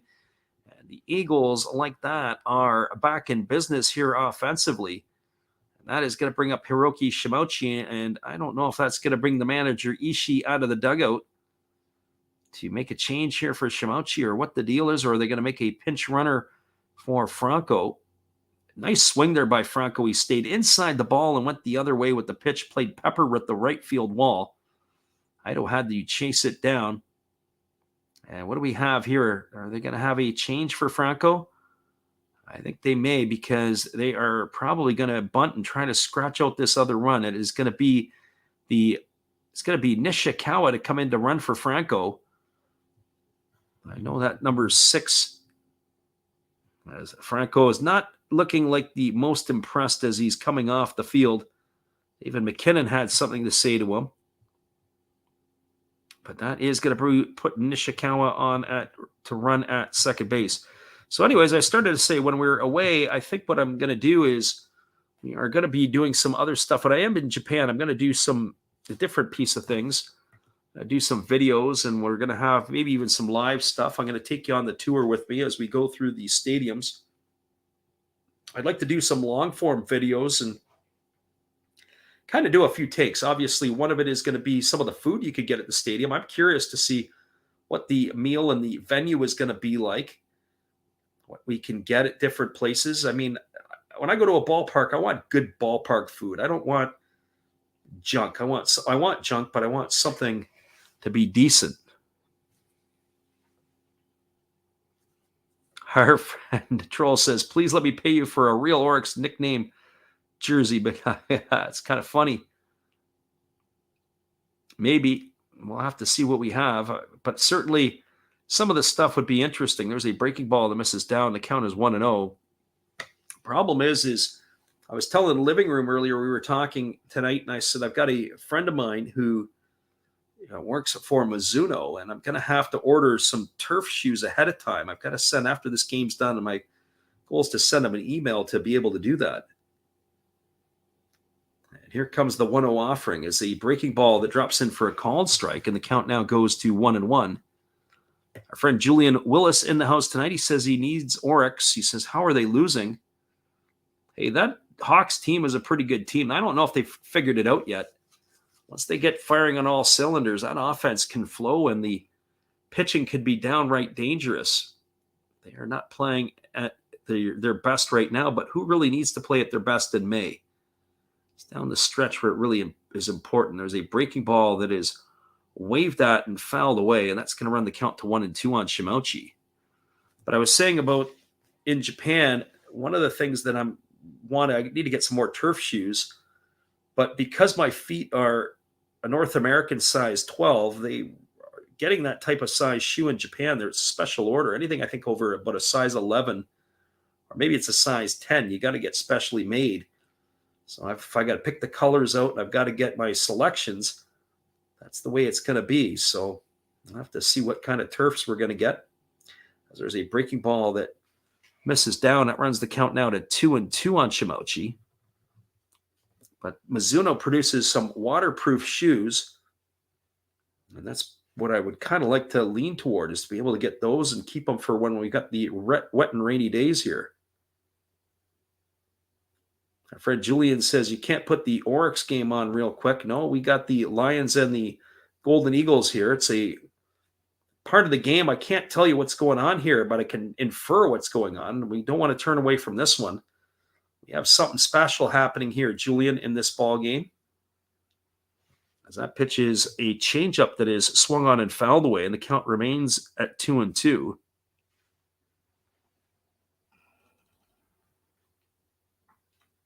So 2 balls and 2 strikes. You can kind of infer from if you were a baseball savvy person, you should do some of that stuff. You will understand what I'm talking about. We're not talking about something that's going on. Here's the pitch. It's a breaking ball that misses down, and it's going to run the count to 3-2 on Shimouchi.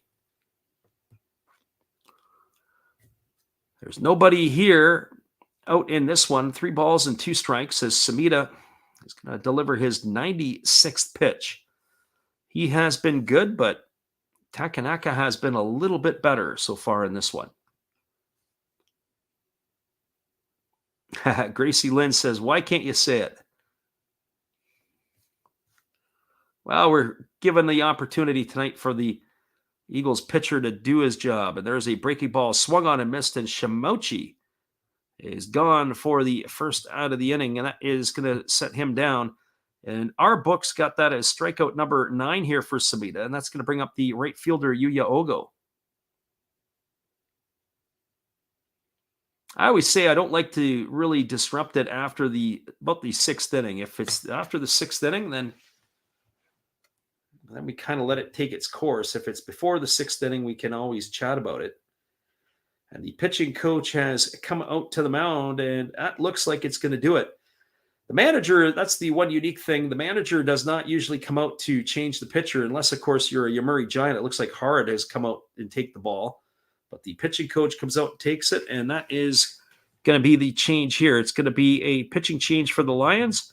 Hang tight, everybody. We're going to be back here in about 30 seconds, as it is a pitching change here for the Lions in this one. We'll be right back in just a few. It is a 2-0 ball game for the Eagles over the Lions, as we are in the top of the 7th. Hey guys, while the manager's searching for a relief pitcher, let me help you with some relief channels. On top of mine and Freddy's, you can always check out Redbeard Breaks, Zero Fox Sports, another Hollis build, check them out again. Maybe Beast and Beauty Breaks, or even Dab's Family. Oh, looks like they have their pitcher, so after the game, check out some other videos by Freddy. They're fun, they're cool, Enjoy the game. Peace out and cheers. Welcome back, everybody. It's going to be Minato Aoyama coming into the ball game as he is going to be replacing the lefty Samita, who leaves with 9 strikeouts to his name. He pitched really well tonight. Aoyama coming in here. He was the 4th pick in the 2022 draft. This is his rookie season. We were talking about how the Lions bullpen is much improved over last year. And this here pitcher is a part of that process. So Minato Aoyama here on in relief. This is going to be his 12th ball game of the year. He's got a couple of saves. He has pitched 12 innings. He has allowed 6 hits. He's walked 10. That is the nervous portion. And he has struck out 5. He's conceded 4 runs, all of which have been earned. He's got an ERA of 3. That's the one thing with some of these relievers coming out of the bullpen, just too many walks.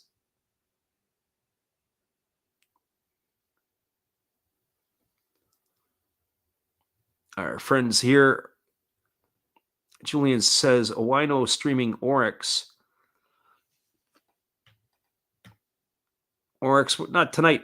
We do the Buffaloes sometimes, but that's the way it goes. Our friend, a living room, says he'll be back. So that's the way she works here. We're not doing the Buffaloes tonight. Although I do like the way the Buffaloes are playing ball. Here comes the first offering from Aoyama. It's a fastball taken on the outside corner by Ogo, and the count is quickly 0-1. Ogo tonight, 1 for 2. He's got a double in 2 trips. He drove in the second run of the ball game.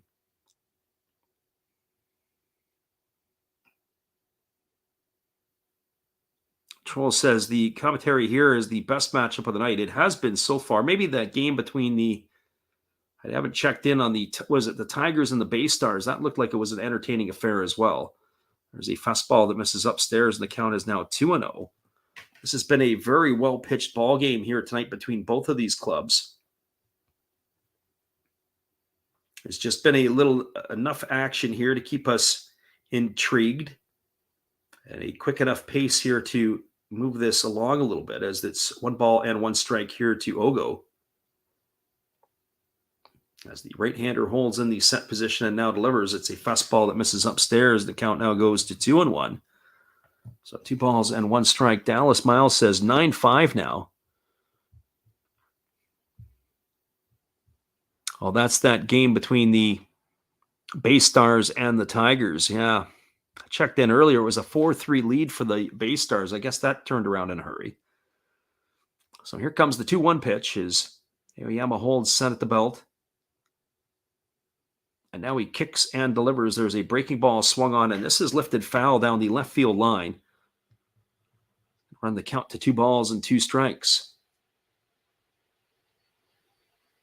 Bottom of the 6th inning, the Carper still leading the Giants 1-0. 5-2 for the Marines over the Fighters. That's in the bottom of the 8th inning. I don't know if the Fighters are wearing those uniforms that they wore last night. If you haven't seen the uniform from last night, oh boy. That is a sight to behold. So 2 balls and 2 strikes to Ogo. I wouldn't even want to call it a 3rd jersey. That would be insulting the 3rd jerseys. They say fastball swung on and fouled away. And in fact, the City Connect jerseys that some of the major league teams are wearing look tame compared to the one that the Fighters broke out last night. Although I do hear rumors that our friend the living room who listens in here has ordered himself a couple already.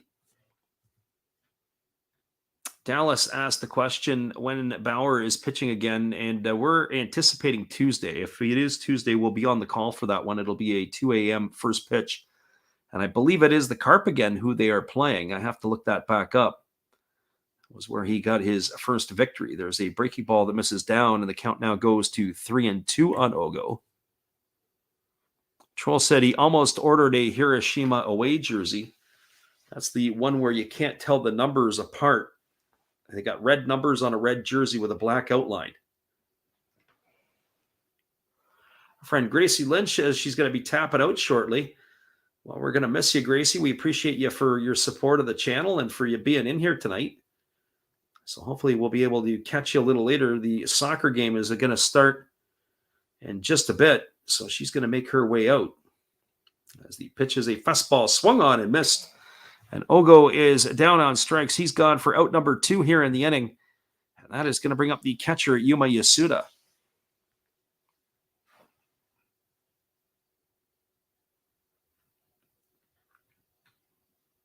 And our friend Virgil Staban 699 says, anybody know what's going on with Oryx? That's still 3-2 in the 8th inning there in the bottom of the 8th. So here we go.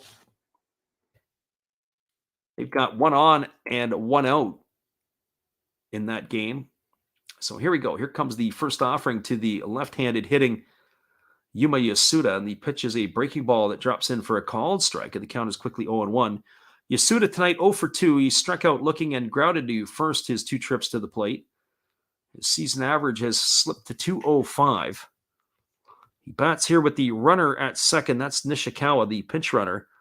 And 2 away here as the Eagles are trying to add another run here. Dallas says he never realized how much fun the NPB was until he started watching Bauer's vlogs. And there is a fastball that is check swing fouled away, and the count now goes to 0-2 on Yasuda. Reality of it, Dallas, is, at least in our opinion here, is that the game is played almost in it's an innocence of the way the game is played. I say innocence because they still bunt, they hit and run, they play good old textbook fundamental baseball. So no balls and 2 strikes to the left-handed hitting Yasuda as the right-hander holds to the set and now delivers. That's a split-finger pitch swung on and fouled away, and the count remains at 0-2. So no balls and 2 strikes. Our friend Walking Spotted Dog says he put 50 cents on Oryx a couple innings ago. Well, Dallas, if you're new here or if you've been around before, make sure you don't forget to hit the bookmark on the channel so you could come on back again. We have a pretty nice following of people that like to enjoy the games. If you like a cold beverage, whether it's got alcohol or not in it, put your feet up, relax, and enjoy the evening. Here's the 0-2 pitch. It's a fastball that misses upstairs, and the count remains at 0-2. So no balls and 2 strikes.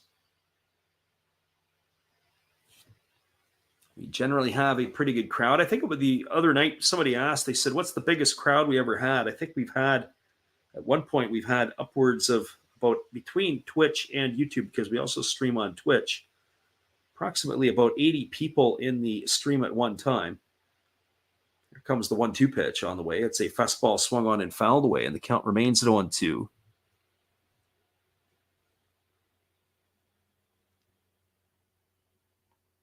Our friend Dallas says, not the 3 true outcomes that the MLB has become. Yeah, in some ways, you're absolutely correct. So 1 ball and 2 strikes it is here to the batter Yasuda. As he's waiting here on the offering from the right-handed reliever Aoyama. Here comes the 1-2. As the right-hander delivers, there's a fastball swung on. This ball is going to be lined into the netting foul down the third baseline. And the count remains at 1-2. I don't know if it's this particular stadium or not, but it is. There's a fella that we do business with out here who has done the netting for, I think, about 14 of the 30 major league teams. And he's also done a number of teams in the KBO and the NPB. There's a company out of Ladner, British Columbia called NetX Netting. And the fella does the netting for a lot of these professional teams. There's a fastball swung on. This ball is belted into deep right field, racing back and looking up. And this one is gone. A 2-run homer by Yuma Yasuda. And that is going to double the score. And that is going to run the score now to 4-0 here for the Eagles. That came out of nowhere. That looked like it was a pitch that was golfed into the stands. In fact, the outfielder Ito, who was in right field, was playing relatively shallow so they could have a chance to throw the runner out at the plate. He turned, sprinted back, and watched that thing sail right into the seats. That runner, Nishikawa, or the pinch runner, Nishikawa, that run's going to be charged to Samita. A 2-run shot by Yasuda here. 4-0 now for the Golden Eagles, and that is going to bring up the top of the order in Tsuyoshi Yamazaki. Our friend Troll said on a 0-2 count. That was actually on a 1-2 count, but that was way too good a pitch. It was right in the heart of the plate, and Yasuda was able to rock that one right into the seats. That's only his second home run of the year. Every time you think about that, it'll probably make the pitcher all the more upset.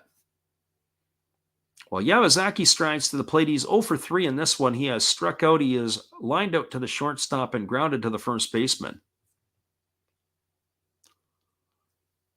Our friend Troll says he's doing Oryx for him. Well, the reality of it is, Troll, is that he could probably wait on this one here. That's almost, I want to say, some bad etiquette. We don't mind giving you the updates on the scores, but there's a breaking ball that misses down. But the game here that we're committed to is the Lions and the Golden Eagles tonight.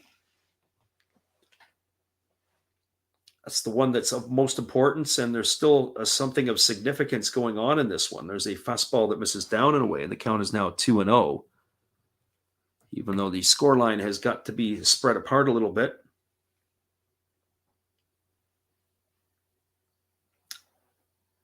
So 2 balls and no strikes to Yamazaki, as the right-hander is working to the set, even though there's nobody on. Here's the offering. It is a fastball swung on. This ball is belted foul down the right field line. And the count is 2 balls and 1 strike.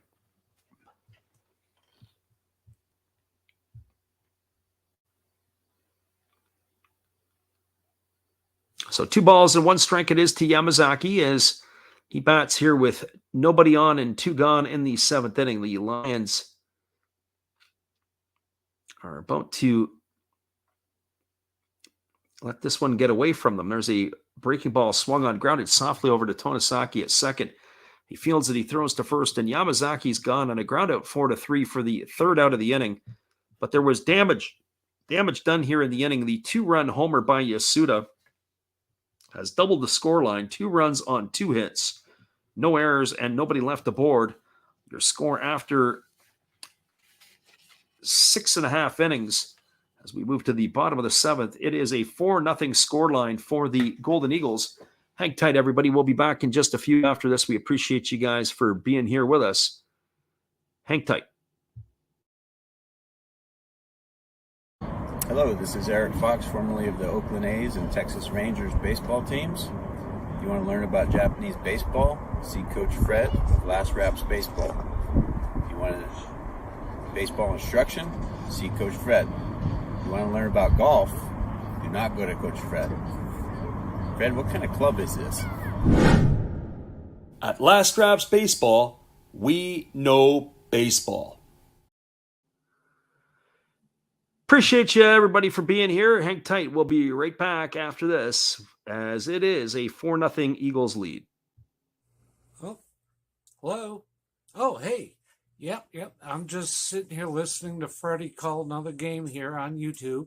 Oh, yeah, going really good. He's calling a great game. Really exciting. Lots of stuff going on. You're lucky it's commercial break right now. I got a second. Oh, yeah, of course I'm having a cold one. Oh, yeah, got plenty of videos coming up this week. You should stop in, check them out, leave a like, tell other people. But, Freddie's coming back. I got to go catch the game. I will check in with you later. You have a good night, buddy. Bye. Appreciate you there, Steve, and the support you give to our channel. And in turn, we support Steve Rademacher. It is the bottom of the 7th inning, and the Seibu Lions have only had 2 base runners tonight. Both of those have come via the base on balls. Tonosaki, Nakamura, and McKinnon here to get things going in the last half of the 7th inning. And the first pitch is a fastball taken for a called strike, and the count is quickly 0-1 to Tonosaki. 81 pitches through 6 innings for the right-hander Takanaka. as he is looking to try to get through this part of the batting order. There's a breaking ball dropped in for a called strike. The count is now 0-2. Tonosaki, one of the 2 base runners tonight for the Lions, walked his last time up. He's also flown out to left. So no balls and 2 strikes. As the pitch is on the way, and there's a fastball that misses upstairs, and the count is 1-2. Our friend Troll Zaddy says, I hate it when it's 2 bad pitchers and you think the game is going off. Well, certainly in this one here tonight, both of these pitchers have been dealing. There's a breaking ball down and away. The count is 2-2. We were saying about Samita, he has had some hard luck in his professional career. Samita won his pro debut last year, and then he went on to lose 10 consecutive ball games. Not all were his fault. Some of them were the product of his team. And then he lost, I believe, was the first 2 games of the season this year before he finally snapped that streak and got a victory. There's a breaking ball swung on and missed. That is going to retire Tonosaki for out number 1 here in the 7th inning. So 1 up and 1 away, and that's going to bring up Takeya Nakamura.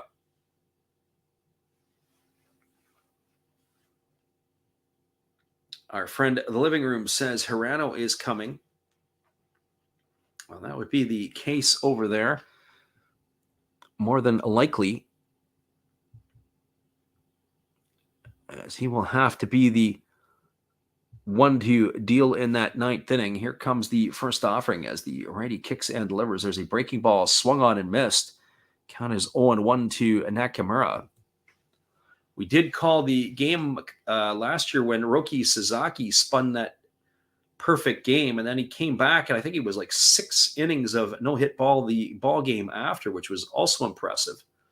There's a fastball taken for a called strike, and the count is now 0-2 to Nakamura. No balls and 2 strikes. The Carp have padded their lead against the Giants. They're up 5-0 now. That is in the top of the 7th inning. At the Tokyo Dome, here comes the 0-2. It's a breaking ball that just misses outside. Takanaka wanted that call, but it's going to be 1 ball and 2 strikes to Nakamura. 5-2 in the top of the 9th inning. The Marines have the lead against the Fighters. Of course, that game is at Escon Field in Hokkaido. There's a fastball that swung on and missed. Squirts away from the catcher, Yasuda, who has to chase it down up the first baseline. And he throws to first, and that is going to retire Nakamura. It's going to go down as a strikeout, 2-3 on the putout for the 2nd out of the inning, and that's going to leave it all up to the first baseman, David McKinnon. So for McKinnon, he's 0-2 tonight. He has flown to right, and he is grounded to second. As he bats here against the right-handed throwing Takanaka. Takanaka has been absolutely outstanding. McKinnon last night was a tough guy to get out. He had came to the plate 4 times and reached 3 of the 4 times with 1 hit and 2 walks as that breaking ball is taken for a called strike. And the count is quickly 0-1. His average has dropped to 250 on the season. As our friend Troll has provided us with a super chat, we appreciate you for doing that. And thank you for doing that as well. We had to bounce away from our part of the stream here for a little bit. So thank you. He says, beers on him. Well, that's much appreciated there, Troll. As it's 1 ball and 1 strike, there's a breaking ball that is check swing and fouled away, and the count now goes to 1-2. Now, see if Julian was living right. He would have doubled that up, and we would have maybe considered bouncing over to the other game for a little bit for him. So 1 ball and 2 strikes. As the right-hander now kicks and delivers. It's a fastball that's taken for a called 3rd strike. Oh, McKenna didn't like the call. He was ready to slam the bat. He goes down looking. Takanaka strikes out the side here in the 7th inning. And he is getting stronger as the game moves on. No runs, no hits, no errors, and nobody left the board. We're now through 7 complete. It is the Eagles for the Lions. No score. Stick around, everybody. We'll be right back here in just a couple moments We appreciate you guys for listening in here tonight. Hang tight. We'll be right back after this from our friend, Steve Rademacher. Thank you, Freddie. Appreciate your support and everybody out there. Steve again here, obviously, with the Milwaukee Brewers. Of course, we have Bernie Brewer on my favorite beverage of choice right there, along with a card of Bernie. Yay! Now, we got some special guests here. I'm not just talking about our Hall of Fame lineup. I must be in the front row. Hey, come on there, Robin. I got 3,000 hits. What do you have? Well, I was the all-time saves leader, and I got 1.5 feet on you. Okay, Raleigh, settle down, buddy. Now, none of this could be possible without Harvey's Wallbangers. There's Harvey. And who could forget the Fonz? Hey. Appreciate you there, Steve, and the support you give to our channel. And in turn, we like to support Steve Rademacher, even though he does have a propensity to like Miller beer. We do appreciate him and his support. It is going to be a 4-0 lead right now as we are moving to the top of the 8th inning. Attendance for this one here tonight. Well, check that. Actually, I'm looking at the wrong one here, but we'll get you the attendance for this game, as it is at the Balluna Dome. And have they updated yet? No, they actually haven't updated yet. It was just over 18,000 last night.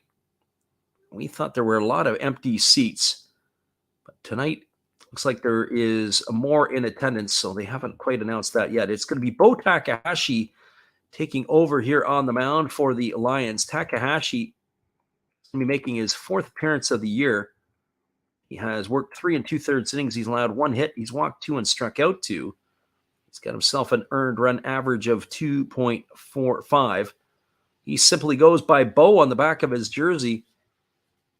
In my opinion, there's only one Bo, and I don't think of Takahashi as being the guy. But Bo Jackson has been long in the distant mirror for most people that are following sports. So Takahashi here. And the first pitch is a fastball that misses down and in. The count is 1-0.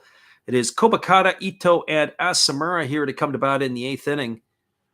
Kobakata tonight 0 for 3. He has struck out twice and grounded to the first baseman. So 0 for 3 here. Takahashi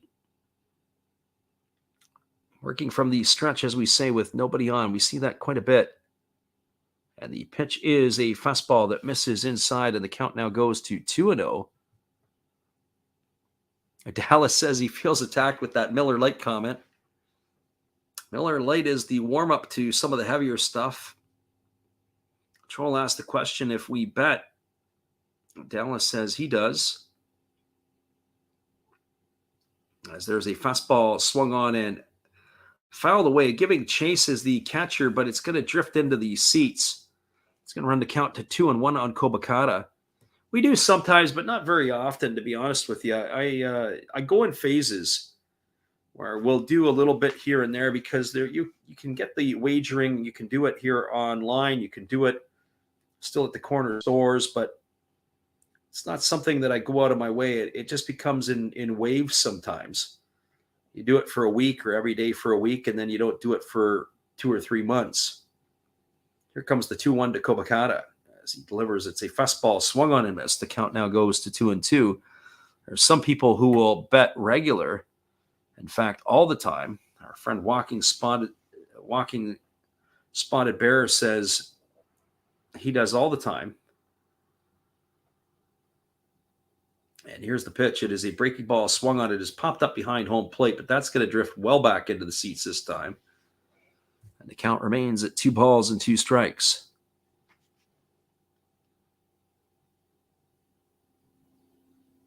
Some people will stay into the ball game, and they like to do that. And I know I had a cousin, her husband. There's some people that like to gamble, and then there's some people that love to gamble, and he fell into that second category. Here comes the 2-2, and there's a breaking ball swung on and fouled away, and the count remains at 2 balls and 2 strikes. I remember being in England about 20 years ago, around Christmas time, and about 2003, or maybe it was a little later, it might have been 2004. And I remember William Hill and Ladbrokes were right on the ground of the soccer stadium. You could go right there and place your bet. There's a fastball swung on it, is grounded over to second. Takahashi fields it. He throws to first. That's going to go as a ground out, 4-3 for the first out of the inning. So Kobakata up and Kobakata down. That is going to bring up the first baseman, Yukiya Ito.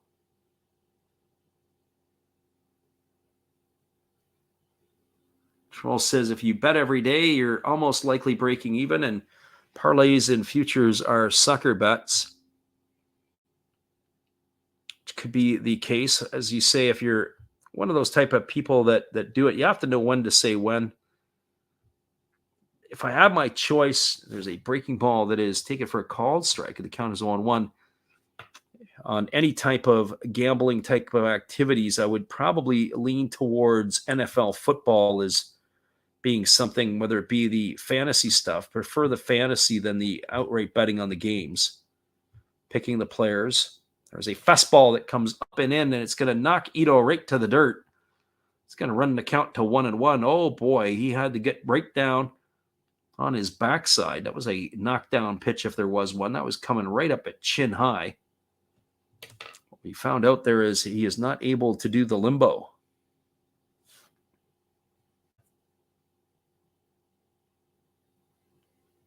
So 1-1 here to the right-handed hitting Ito. As Takahashi now kicks and delivers, there's a breaking ball that misses down and away, and the count is now 2-1. 2 balls and 1 strike.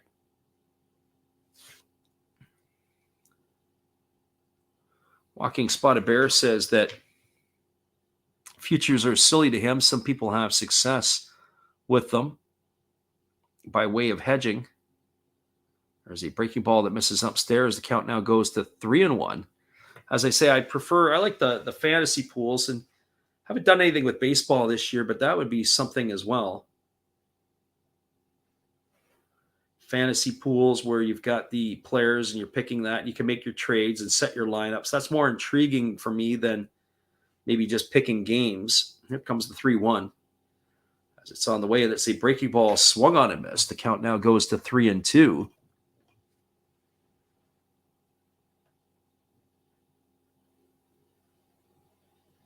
Our friend Walking Spotted Bear says, health alone prevents me from going for futures.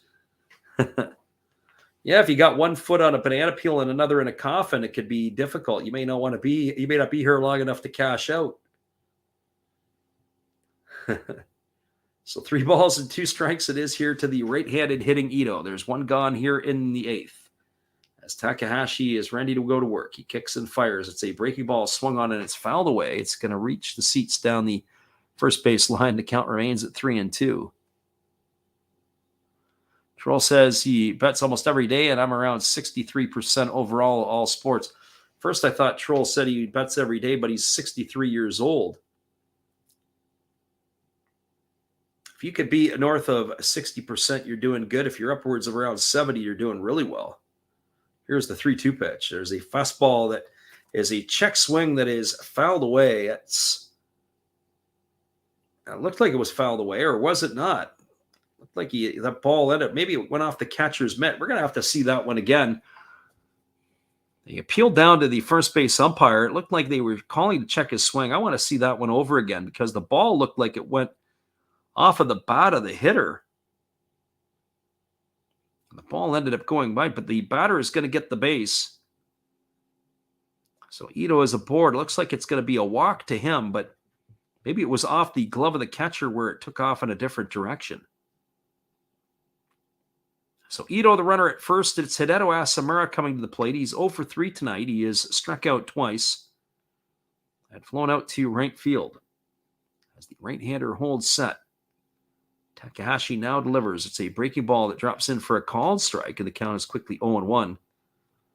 Asamura has seen his average drop to 216 in this one. He is swinging one of the pink bats tonight.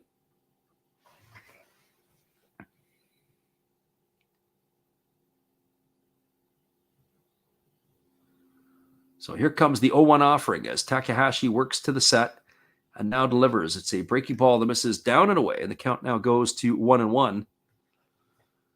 So as a reminder, we will post up more likely on Monday a bit of a schedule for the week. We will be doing the weekend games, but we're not going to be doing anything in the midweek. As the right-hander Takahashi checks the runner at first, and now he works to the set position. And now he kicks and delivers. There's a breaking ball that drops in for a called strike, and the count now is 1-2.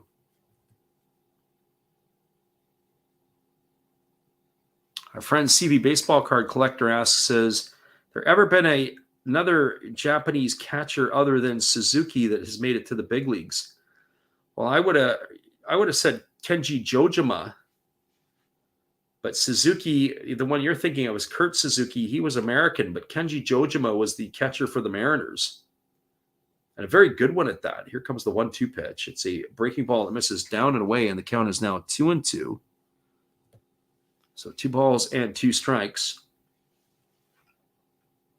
Jojima had a pretty decent career. I want to say he was in the big leagues in around the 2000 era.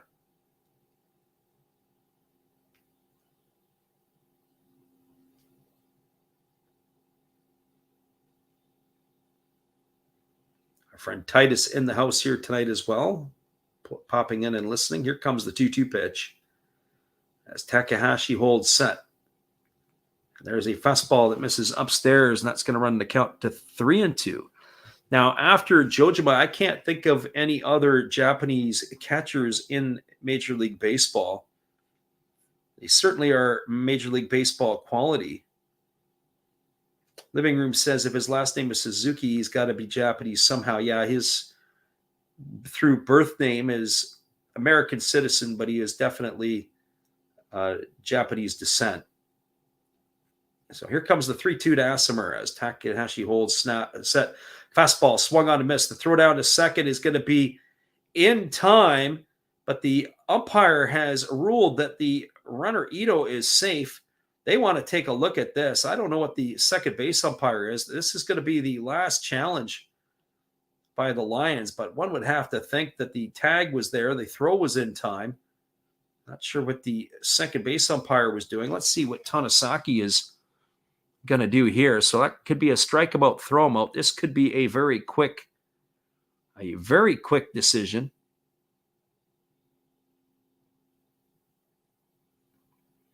Our friend Titus says, yeah, second generation. So we'll get the highlight here. A strikeout there by Asamura. The throw down to second was in plenty of time. The runner, Ito, came up, and then looks like they tried to avoid the tag. And Tanasaki feels that he got the tag. He ended up coming out short of the bag. Ooh, I don't know about this one. Oh, I think he got him on the knee as he was getting to the base. I don't know if Tanasaki got the initial tag down. It looked like Ito had come up a little bit short. As we're getting it here, there. Then what ends up happening is he tries to reach around.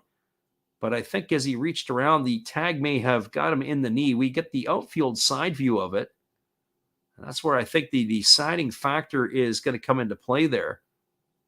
So that is the thing. That's actually a good coaching moment there is Tanasaki was reaching for Ito, and Ito was able to kind of avoid him with the leg. That's where you teach young players never to reach for the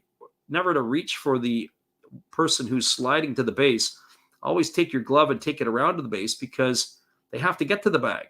So as soon as you start reaching and stabbing for the runner, then what happens is they can start slipping you and swimming you and doing all kinds of crazy things. Take the glove to the base and let the runner slide into it.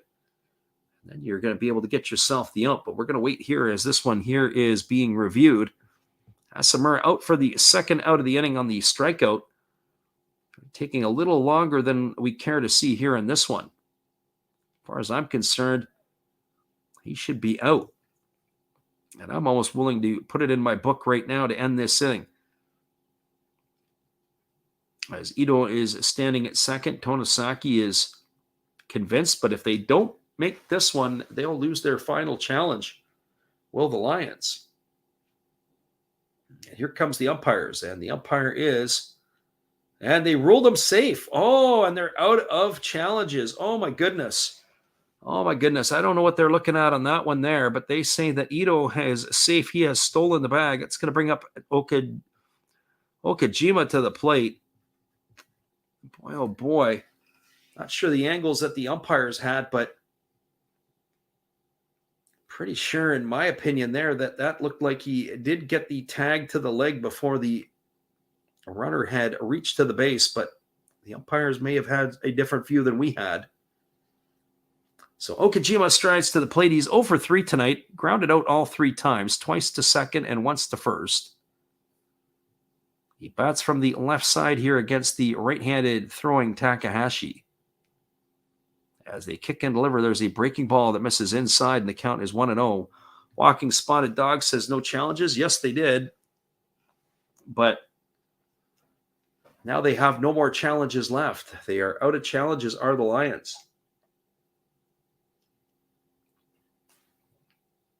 I thought it was worth the challenge as well. Maybe the umpires saw something a little bit different, but here comes the 1-0. As the pitch is on the way, it's a breaking ball that misses down and in, and the count is now 2-0. So 2 balls and no strikes here to Okajima.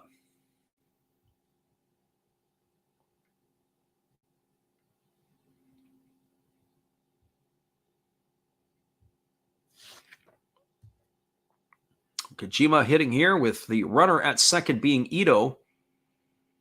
2 gone in the top of the 8th inning. And we were talking about how this game has been played at a pretty good clip. Well, it's certainly slowed down here in the last inning or so. We are getting into that deep water. Here comes the 2-0 pitch, as it is a fastball that misses upstairs, and the count now goes to 3-0 on Okajima. They do have that open base at first base to set up a force, as it is Nishikawa who waits his turn on deck. Nishikawa had come in to pinch run for Mikael Franco.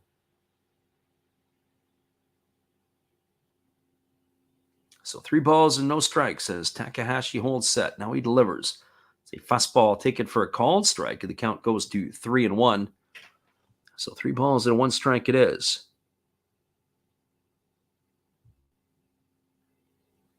My friend Julian asks, how do extra innings work for this league? In the Japanese league, they will go to 12 innings if the game is ended in a tie, and that is where it ends. And so on Friday night, these 2 teams tied 4-4. There's a fastball swung on. It's grounded softly over to first. McKinnon fields it. He steps on the bag. That is going to do it, as Okajima is going to ground out to 3 for the 3rd out of the inning.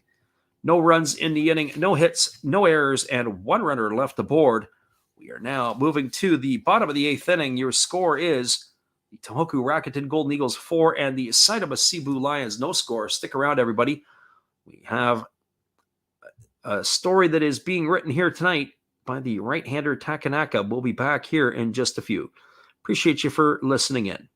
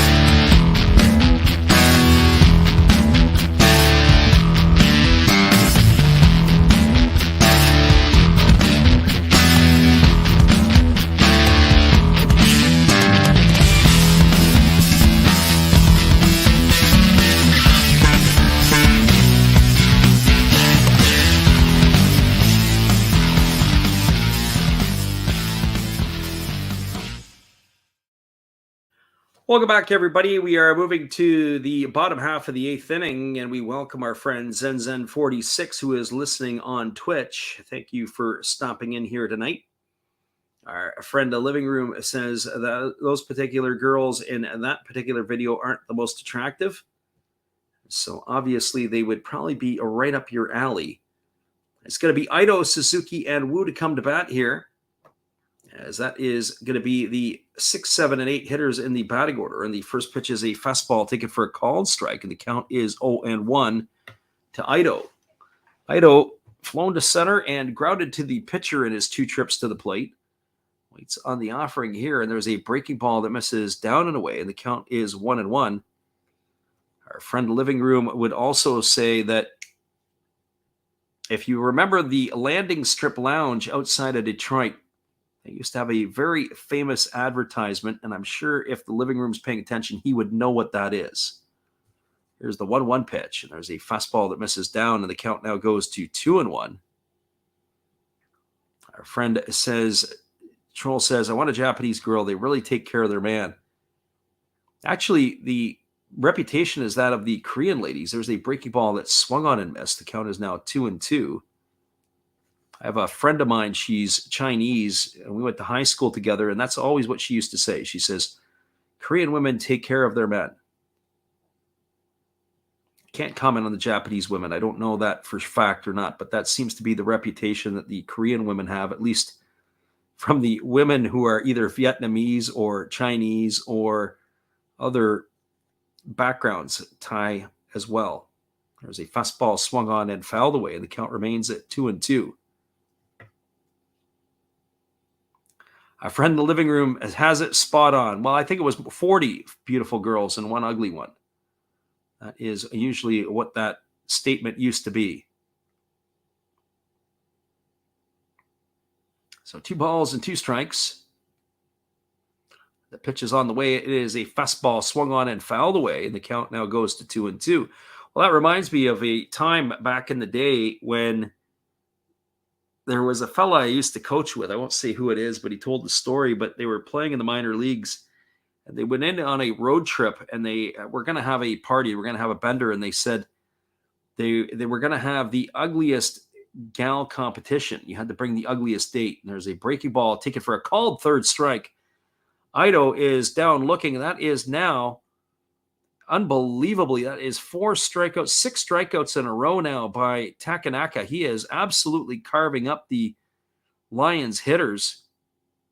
He started the ball game, and he only had 2 strikeouts through the first 5 innings, and now he has retired the last 6 in a row via the strikeout. So 1 up and 1 away, and that'll bring up Shohei Suzuki. So we were telling you the story there, or started to tell you the story. It was interesting that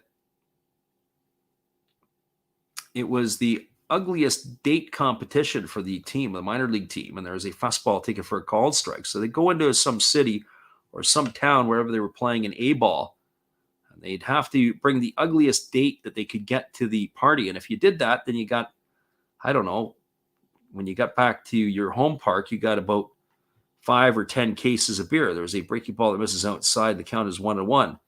And so we always asked, we said, how do you know who wins? He goes, don't worry. You know who wins. And that was all he left it there. And your interpretation can go from there. There's a breaking ball that misses down, and the count is now 2-1. So 2 balls and 1 strike. Troll says he'd win that without trying. It depends on how much beer's on the table. It could get very competitive. So here comes the 2-1 pitch. There's a slow breaking ball that drops in for a called strike, and the count is now 2-2. So 2 balls and 2 strikes here to the left-handed hitting Shohei Suzuki. And the pitch is on the way. There's a breaking ball swung on it. It's grounded over to the right side. Asamura fields it in the shallow outfield grass. He throws to first. What a play there by Asamura. That's going to go down as a ground out, 4-3. They had to hurry because Suzuki can run a little bit. That's going to retire him for the second out. It's going to bring up Ning-Ting Wu to the plate. And for Wu tonight, he is 0 for 2. He has struck out and grounded out in his 2 trips to the dish.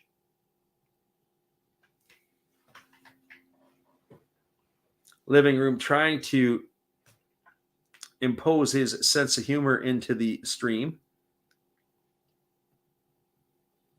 But unfortunately, we didn't bring the ones who walked on all 4s. Well, we got a pinch hitter here for Ning-Ting Wu. It's going to be Sato coming into pinch hit. The first pitch is on the way. It's a fastball taken for a called strike, and the count is quickly 0-1. So no balls and 1 strike to Wu. Or I shouldn't say Wu, it's actually Sato. Sorry, guys. Here's the pitch. It's a fastball that misses up, and the count is now 2-0. So Sato in here to pinch hit for the batter Wu. They're going to empty the bench here to try to unlock something here against this right-hander Takanaka, who has been extremely effective tonight. Here's the pitch on the way. It's a slow breaking ball that misses inside, and the count now goes to 2-1. 2 balls and 1 strike. Getting the look here on Sato. I'm checking to see if he's on the game sheet. It is Ryo Sato. And he is on the game sheet for sure. As here's the pitch. It's on the way. It's a slow breaking ball swung on and fouled away. And the count now goes to 2-2. Sato, in 39 at bats this year, he's got 8 hits. He's got no homers and a couple of RBIs. Batting at 205. 2 balls and 2 strikes to the right-handed hitting pinch hitter.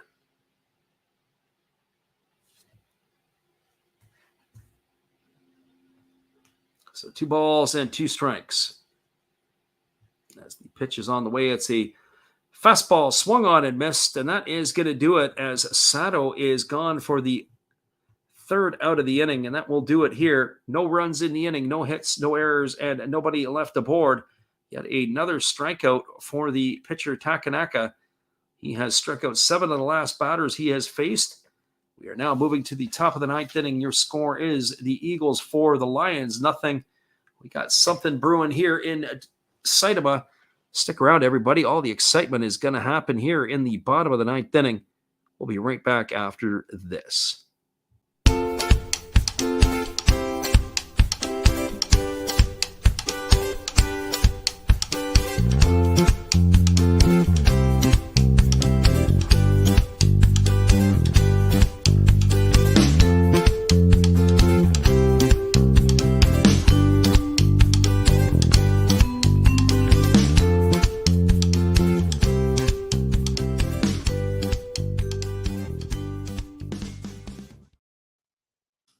Welcome back, everybody. It is going to be the top of the 9th inning, and we're going to be back here in just a few, as it is a 4-0 lead for the Eagles. 4-6-0 for the Eagles, 0-0 for the Lions. Top of the 9th is just around the corner. We'll be back here right after this.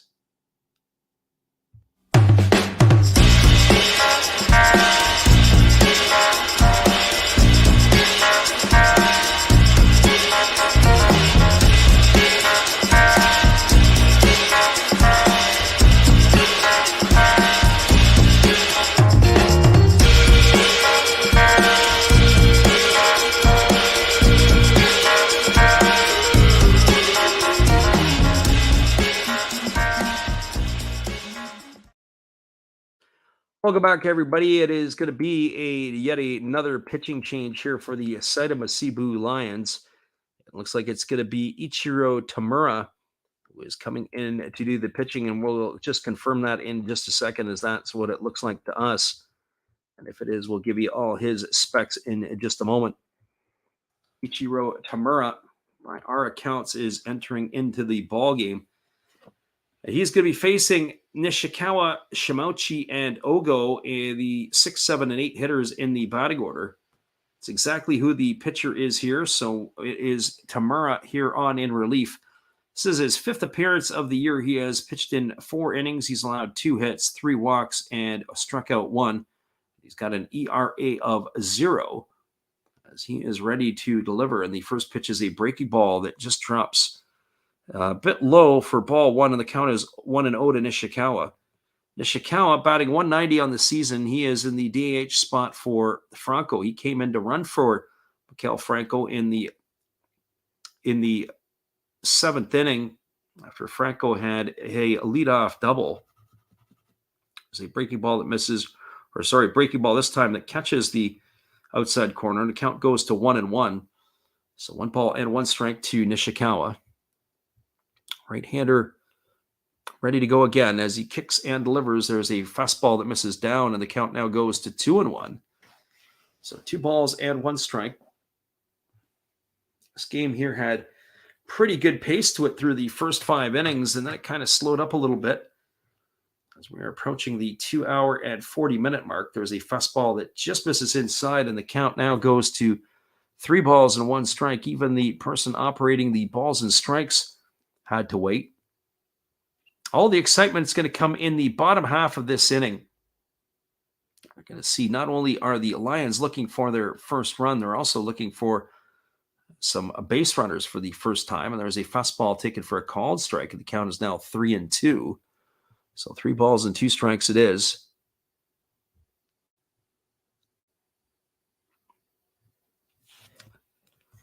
Nishikawa will be followed by Hiroki Shimochi here as the 3-2 is on the way. There's a breaking ball that misses down. That's going to be ball 4 as Nishikawa is aboard with a leadoff walk here in the ninth inning. And leadoff walks can come back to haunt you as Tamura has put that runner aboard. It's going to bring up Hiroki Shimochi now to the plate.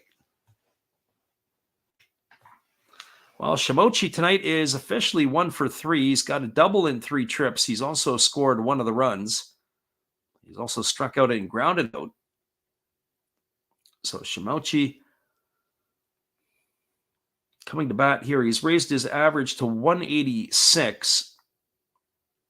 That was where he started the night at.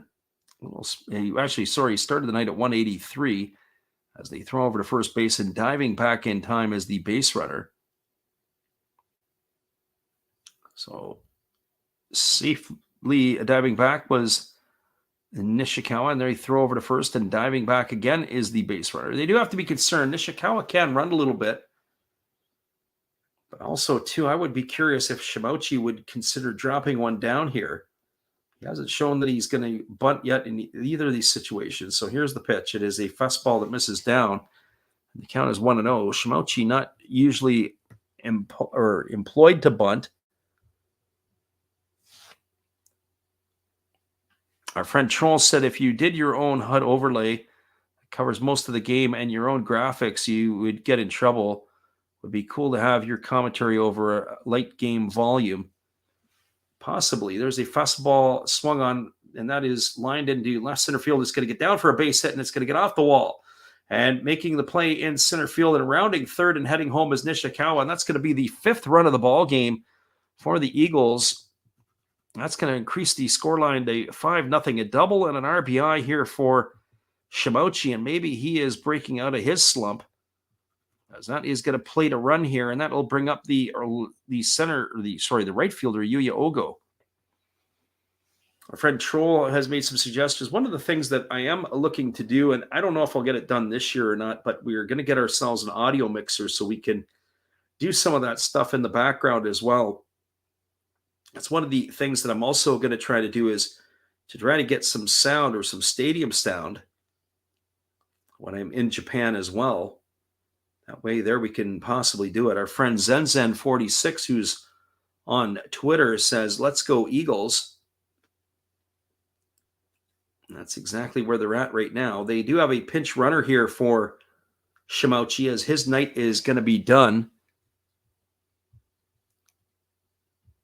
And coming up to bat here is Ogo.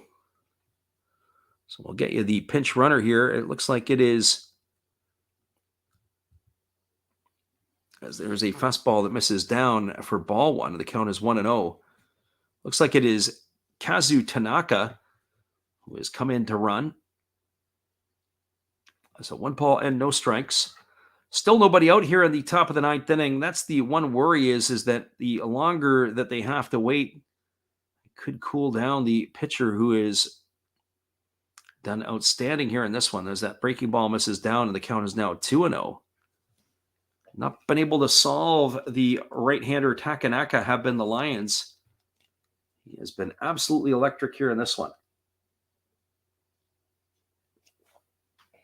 He's been on the same page with his catcher Yasuda for the entire evening.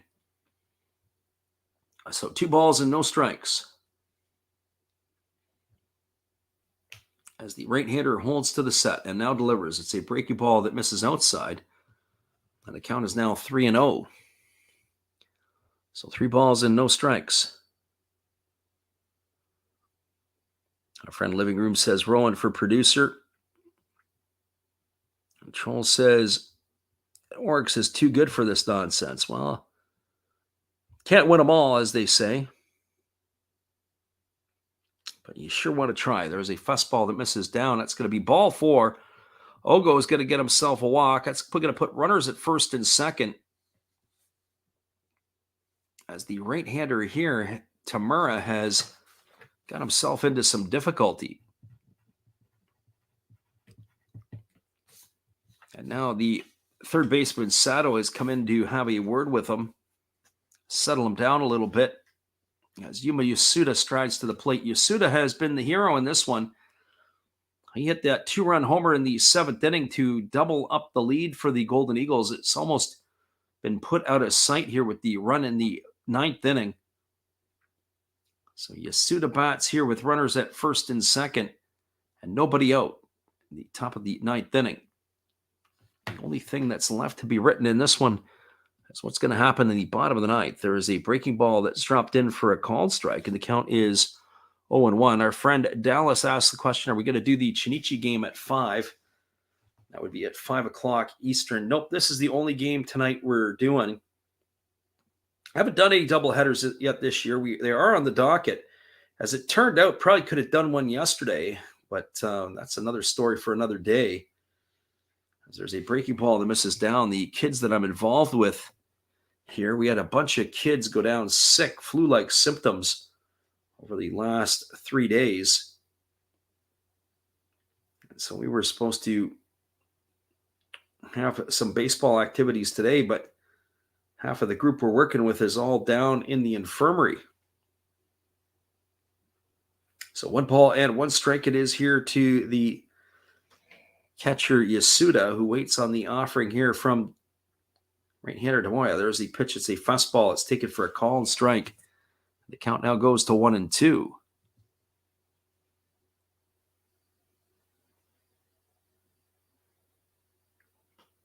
So that's the plan, at least for tonight, is we're not going to be doing any of the extra stuff. I got to get up here in another 5 hours or so. After this game is done, we'll do a recap, and then we'll shut her down for the night, and we'll get back up, dust ourselves off, and try to get something accomplished tomorrow. Here's the 1-2. It's a breaking ball swung on. This is grounded over to short. They go to second for 1, back to first. It's a double play.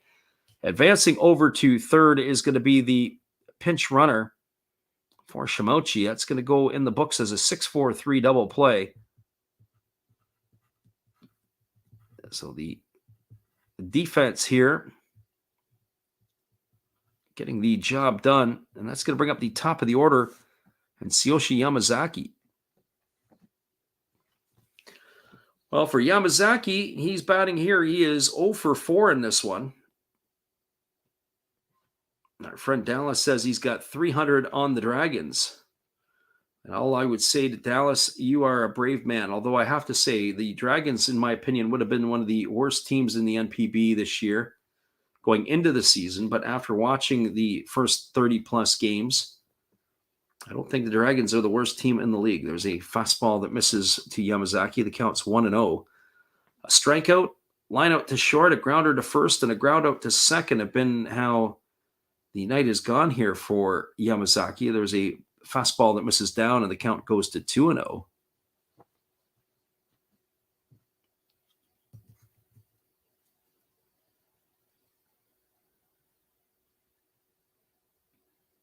So 2 balls and no strikes. In the top of the 9th inning, the Eagles have extended their scoreline to 5-0 over the Lions. But all the excitement will come in the bottom of the inning. Here's the 2-0. It's a fastball. Take it for a called strike, and the count now goes to 2-1. I have to tell you, the Lions relievers here tonight have been underwhelming at best. So 2 balls and 1 strike it is. We had one fella check in, wanted to know when we were going to do the fighters next. As the 2-1's on the way, it's a breaking ball that misses inside. Count is now 3-1. Charles says they own the Swallows. It is funny sometimes how certain teams really are able to perform well against other teams That game is at the Jinju tonight, too. There's a breaking ball. It's taken for a called third strike. And Yamazaki stood there like the house by the side of the road. He watched it go by for out number 3. And that is going to do it here in the top of the inning. Well, I won't tell you what's coming up, but you'll be able to figure out what's going on here in just a moment. There was 1 run in the inning on the benefit of 1 hit. There was no errors, and there was 1 runner left aboard. We are now moving to the bottom of the 9th inning. Your score is a 5-0 ball game. Hang tight, everybody. We'll be back in just a few. Appreciate you all for checking in here with us tonight. Hang tight. Lions are coming to bat for their last wraps.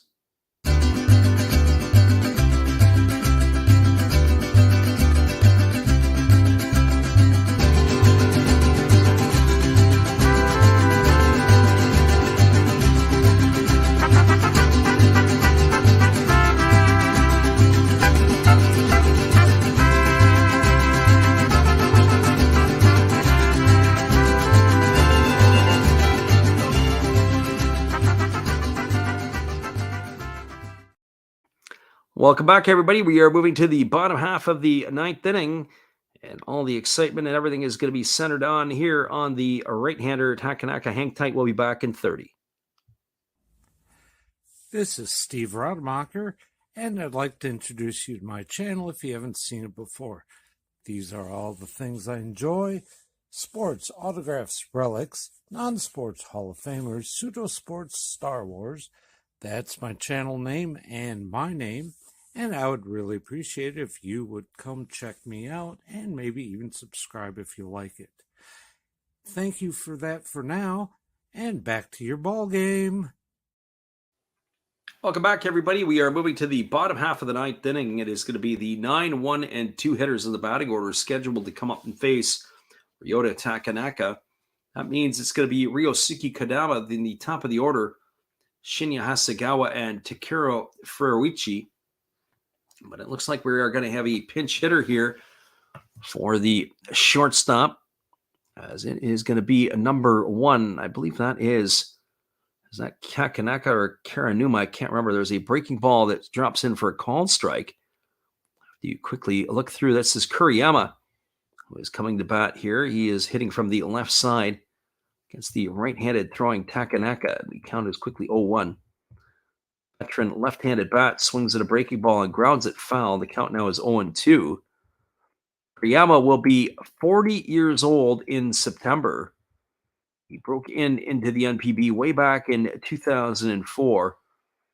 Had his opportunities to play this year, and it's been a bit of a slog. He's batting 114. He is on the season 4 for 35. Here comes the 0-2. It's a split finger pitch. It misses down, and the count now goes to 1-2 on Kuriyama. Only 2 base runners allowed here tonight by Takanaka. It was a walk to Nakamura back in the 2nd inning, and then another walk by the second baseman Shuta Tonosaki in the 4th. Outside of that, it has been a pretty clear path on the bases. There's a fastball that misses inside, and the count is now 2-2 to Kuriyama. So Takumi Kuriyama batting here.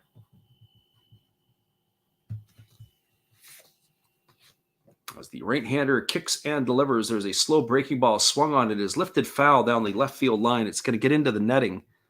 It's going to keep the count at 2 balls and 2 strikes. Paul Gonzalez, a little late to the game in here, wants to know, where can you see the games live?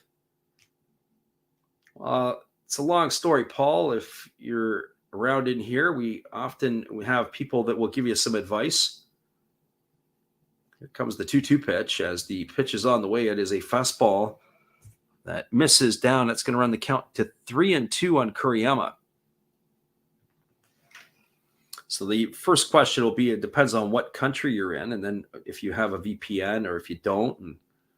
But the best thing you can do is go look at Reddit, the old Reddit, NPB Reddit, and there's all kinds of lists of links. Some of them don't always work anymore. There's a fastball that misses outside. That's going to be ball 4, as Kuriyama is going to get himself a leadoff walk here. So the third base runner of the ball game, and that's going to bring up the top of the order in Shinya Hasegawa. Our friend Walking Spotted Bear says, yeah, it's one of those things, troublesome subject. We can kind of hint you along the ways here. We can't post the links into the chat. But being that you've walked into the ninth inning, we're a little late in the ball game now, literally, so to speak. And it looks like we do have a pinch runner now coming in for Kuriyama, as that is going to be number 62. It looks like it's Takezawa. They're kind of half holding him on over there at first base. So Hasegawa stepping to the plate. He is 0 for 3 in this one. He has struck out twice and grounded to third. The first pitch is a breaking ball taken for a called strike. The count is 0-1. So no balls and 1 strike to Hasegawa. That is the catcher, Furuichi, who is supposed to be on deck. There's a fastball swung on it. It's grounded up the middle.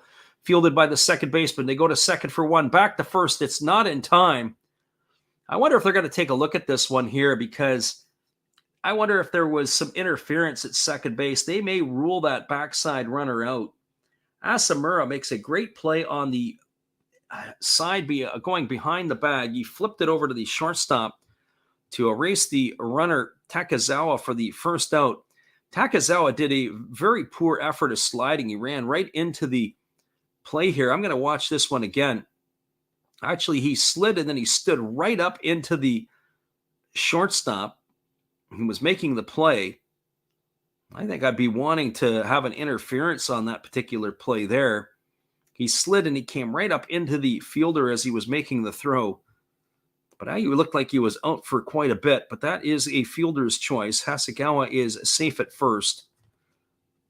Out number 1 on the putout, 4-6, is the pinch runner Takezawa. And there's a first pitch fastball that misses outside for ball 1. The count is 1-0. It is yet another pinch hitter here for the Lions. They're rolling the bench out deep. This is number 31, Hiranuma, who's batting here. As Takanaka ready to deliver. There's a slow breaking ball that drops in for a called strike. The count now goes even at 1-1. On the season, Hiranuma is 3 for 15 at the plate. He's got no homers and 1 RBI. Here comes the offering from the right-hander as the fastball swung, and this ball is lined right to the right fielder on one hop, and that is a base hit. And there goes the no-no. Oh, boy, what a way to end it. Hiranuma absolutely scorched that one. It was a line shot single to right field, taken by the right fielder, Ogo, and that is going to do it here. What a great performance by Takanaka tonight, as the manager Ishii is on his way out to the mound, and I think they're going to make a pitching change. That is going to be the end of the rope here for the right-hander. But what a fantastic performance this was. It was a single here by Hiranuma. That's going to put runners at first and second. It's also going to bring up Shuta Tonosaki, but we are going to see the end of the line here for the right-hander as he gets a nice round of applause from the visiting crowd. And that is how that one ends. An absolute scorched bullet to right field. And that is where that one is done. Hang tight, everybody. We got a relief pitcher coming in here. We'll be back in just a few. Hey, guys. While the manager's searching for a relief pitcher, let me help you with some relief channels. On top of mine and Freddy's, you can always check out Redbeard Breaks, Zero Fox Sports. You know another Hollis build? Check them out again. Maybe Beast and Beauty Breaks, or even Dab's Family. Oh, looks like they have their pitcher, so after the game, check out some other videos by Freddy. They're fun, they're cool. Enjoy the game, peace out, and cheers!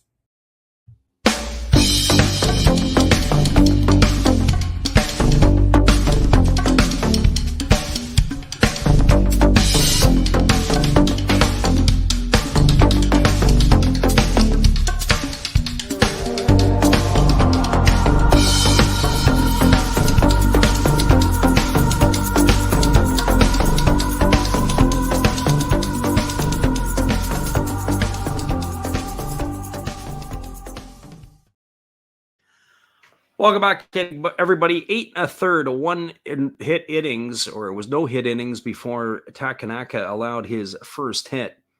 He had struck out 9 and walked 3 on 123 pitches. Fantastic outing by him here tonight. And now they are going to the bullpen, are the Tohoku Rakuten Golden Eagles, to try to bring this one home. It is going to be a right-hander coming into the ball game. This is going to be a number 69. And this is going to be the right-hander Uchi here. We saw Uchi pitch before, and he looked really, really good. This is going to be his 10th appearance. He's got a win and a loss. He's worked 11 innings. He's allowed 5 hits. He's walked none and struck out 11, and he's got an ERA of 1.64.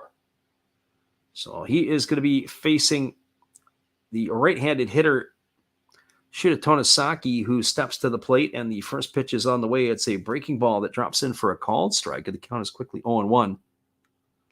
Tonosaki tonight officially 0 for 2. He has a walk, a strikeout, and a flyout to his name. The Lion fans are urging their team on here in the bottom of the ninth inning. We're talking earlier about how they just hang in there. They don't leave early. There was a breaking ball swung on and fouled away. The count is 0-2 to Tonosaki. So no balls and 2 strikes. Our friend Troll says, we'll see you all on Tuesday. We appreciate you there. Yep, that's what we're hoping for. Living Room Sports says we go on, but we have to finish. This game is almost done. We'll give you the roundup in the league here after this is done. Got to say, the crowd there, the Lions crowd, is bouncing up and down. They are into this one here. So here comes the 0-2 as the right-hander holds to the set. He checks the runner at second and now delivers. It's a breaking ball that misses down and away. The count is 1-2 to Tonosaki. Definitely want to thank everybody who checked out the stream tonight, whether you listen live or on delay. It's always great to have everybody in here for this one. Not as big a crowd as last night, but that is for sure. But nevertheless, it was a good atmosphere here again tonight. Here comes the 1-2 as the right-hander kicks and delivers. It's a fastball swung on and missed. Tonosaki is gone for out number 2 here. It was interesting. The catcher, Yasuda, had to show it to the home plate umpires as if to say, hey, it never had any dirt on it. The ball didn't skip, and there was no tip on the ball. So 2 gone now. That's going to leave it all up to the designated hitter, Takia Nakamura. Well, for Nakamura tonight, he had also one of the 3 walks that were issued by Takanaka. He walked back in the second inning. He's also struck out and flown out to right field. He has a bit of a two-tone pink bat going on in this one. As he bats here from the right side against the right-hander Uchi, who kicks and delivers. There's a fastball that misses outside for ball 1. The count is 1-0. Nakamura, the big fella, they really miss Yamakawa not being in the lineup. These 2 bookend tackles is what they remind me of. Nakamura, a big fella, and then Yamakawa, even bigger. Both of the 2 players can really hold their own. Here's the pitch. It is a breaking ball swung on and fouled off into the hitter, and the count is 1-1. So 1 ball and 1 strike.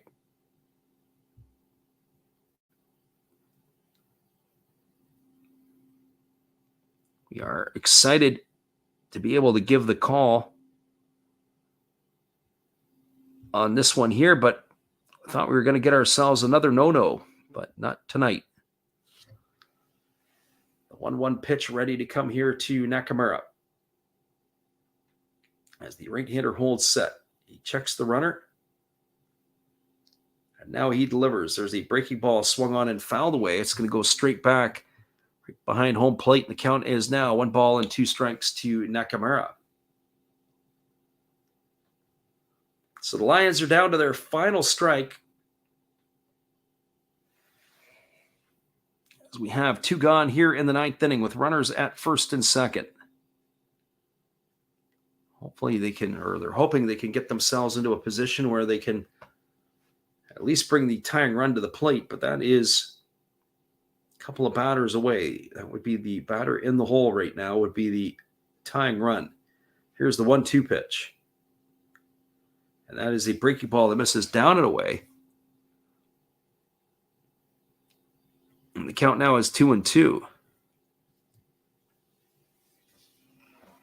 Julian says they can't tie in the KBO, right? I don't know anything about the KBO. We don't do anything with the Korean Baseball League other than when it comes on, we hit the button to change the channel.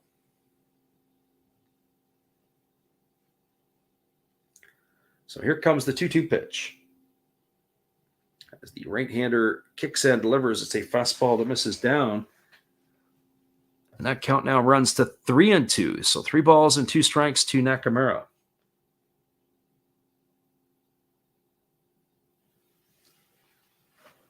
One thing that I can say that has held true in where we're at here in our part of the world, the Pacific Northwest, we had a big, huge moth problem in the fall, and they're around here. I'm looking at one outside right now. He's the size of my fist. Absolutely massive. Here comes the 3-2 pitch as the right-handed hitting Nakamura waiting on the offering here from the reliever Uchi. As he checks the runner at second, and now he delivers. It's a breaking ball swung. This ball is belted to right field. Moving over and racing toward the line and making the catch is the right fielder Ogo, and that is going to do it. That is going to end the ball game. A shutout here for the Eagles over the Lions. There was no runs in the 9th inning. There was a hit, no errors, and there was 2 runners left aboard. We are now, your final score, the Tohoku Rakuten Golden Eagles 5, the Seibu Seibu Lions no score. Stick around, everybody. We're going to wrap this one up. When we get back, we'll give you all the scores from the out-of-town scoreboard. Hang tight. We appreciate you guys for being here with us tonight. Good evening, sports fans. I hope you all have been enjoying the game. This is just another message from another Hollis build. I hope that your team is in the lead, but if not, remember, that's life. That's what all the people say. You're riding high in April, shot down in May. But you know I'm gonna change that tune. When I'm back on top in June. I said that's life. And as funny as it may seem, some people get their kicks stomping on my team, but I don't let it get me down. 'Cause this fine old world, it keeps spinning around. I hope you enjoy the rest of the game, and if it remains the same, remember, that's life. You want your fill? Go check another Hollis build on YouTube. Last Raps Baseball. Let's get back to the game. Let's go! You know that's life. You know it. One love and peace.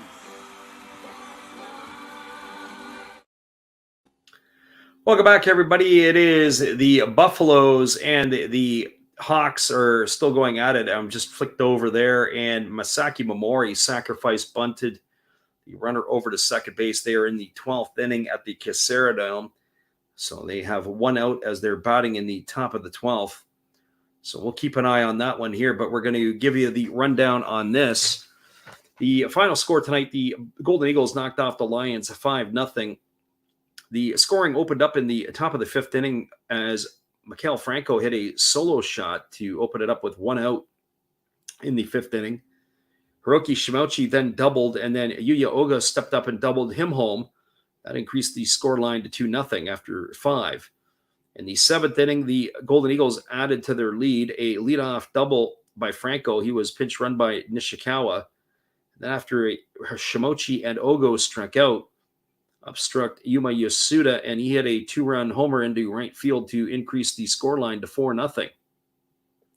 And then in the top of the ninth inning, a leadoff walk by Nishikawa. He ended up coming around to score on a RBI double by Shimochi. And that was the 5-0 scoreline that ended up as being the final. And so that is where that one stood. 5-0 for the Golden Eagles over the Seibu Seibu Lions. Now, as we take a look around the NPB, we'll give you the out-of-town scoreboard. The game in the bottom of the ninth inning, it is the Carp leading 7-2 over the Giants. In the bottom of the seventh inning, it's a 11-5 for the Tigers over the Bay Stars. That is at the Koshin Stadium. Final score from the game in the Escon Field in Hokkaido, 5-2 for the Marines over the Fighters. And the game I'm just peeking in on right here, it is a 3-3 ball game in the top of the 12th. That game is between the Hawks and the Buffaloes. Urashihara is pitching right now for the Buffaloes as he's trying to keep the Hawks at bay. There is a runner at second with one gone, and it is a 2-2 count on the batter here. It looks like Yuki Yanagita is waiting on deck. So this is probably the second spot in the batting order. So that is the way it goes. Our friend Zen Zen also there. We got some bonus coverage. We're not going to have to do it. There's a fastball swung on and missed. And that is going to retire the batter here for the second out of the inning. I don't have the rosters in front of me for these two teams. So some of it have to be on facial recognition and player memory alone, as that looked like it was Nakamura who went down swinging. Nope, it was Nomura. Nomura down swinging for the second out of the inning. That is going to leave it all up to the right fielder Yuki Yanagita, who is hitting in the cleanup spot. May have held the four fingers up, and Yanagita is going to get himself a base on balls, and that's going to bring up Kurihara. So Kurihara stepping to the plate here. This is Ryoya Kurihara. Interesting maneuver that they would do that. Walk Yanagita to face Kurihara. Kurihara tonight has a couple of knocks. On the season entering the ballgame tonight, Kurihara was batting .228, so not that hot. But 4 homers and 24 RBIs. His RBIs hitting in the clutch situation is where you'd have to be concerned. So he is batting here from the left side against the right-handed throwing Urashibara. We'll stay with it here till the end of this half inning to see if the Hawks punch one across. But after this, I've got to call it a night because the morning comes quick. So 1 ball and no strikes it is here to Kurihara. As we said, little bonus coverage as it's the Hawks and the Buffaloes. As the right-hander holds set and now delivers, there's a fastball swung on. This ball is lined foul down the right field line. Didn't miss by much. Oh, if Kurihara would have been able to keep that one fair, that would have been 1 run for sure and maybe even 2. Oh, he scorched that one. So 1 ball and 1 strike to Kurihara. Classic heavyweight matchup fight here tonight. This is what this looks like. Both of these clubs are pretty good. The Buffaloes in first place. The Hawks a little bit behind. As here comes the 1-1 offering as the right-hander holds set. And here's the pitch. It is a breaking ball swung on and fouled away, and the count goes to 1-2 on Kurihara. This will be their only opportunity right now left as they are down to their final strike. The needle will all go over to the Buffaloes in their bottom half of the inning. I have to say, I don't know who they've got coming up to bat in their half. We'll have to do a little homework here and see if we can figure that one out.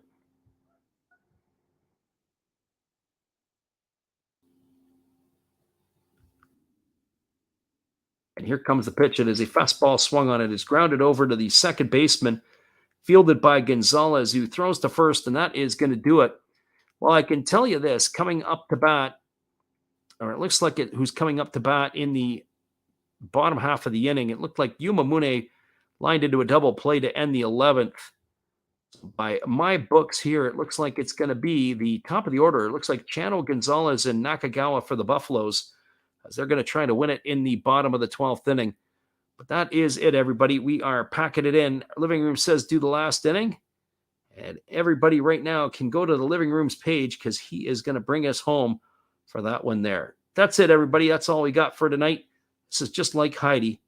We will leave you later on. Have a great night, everybody.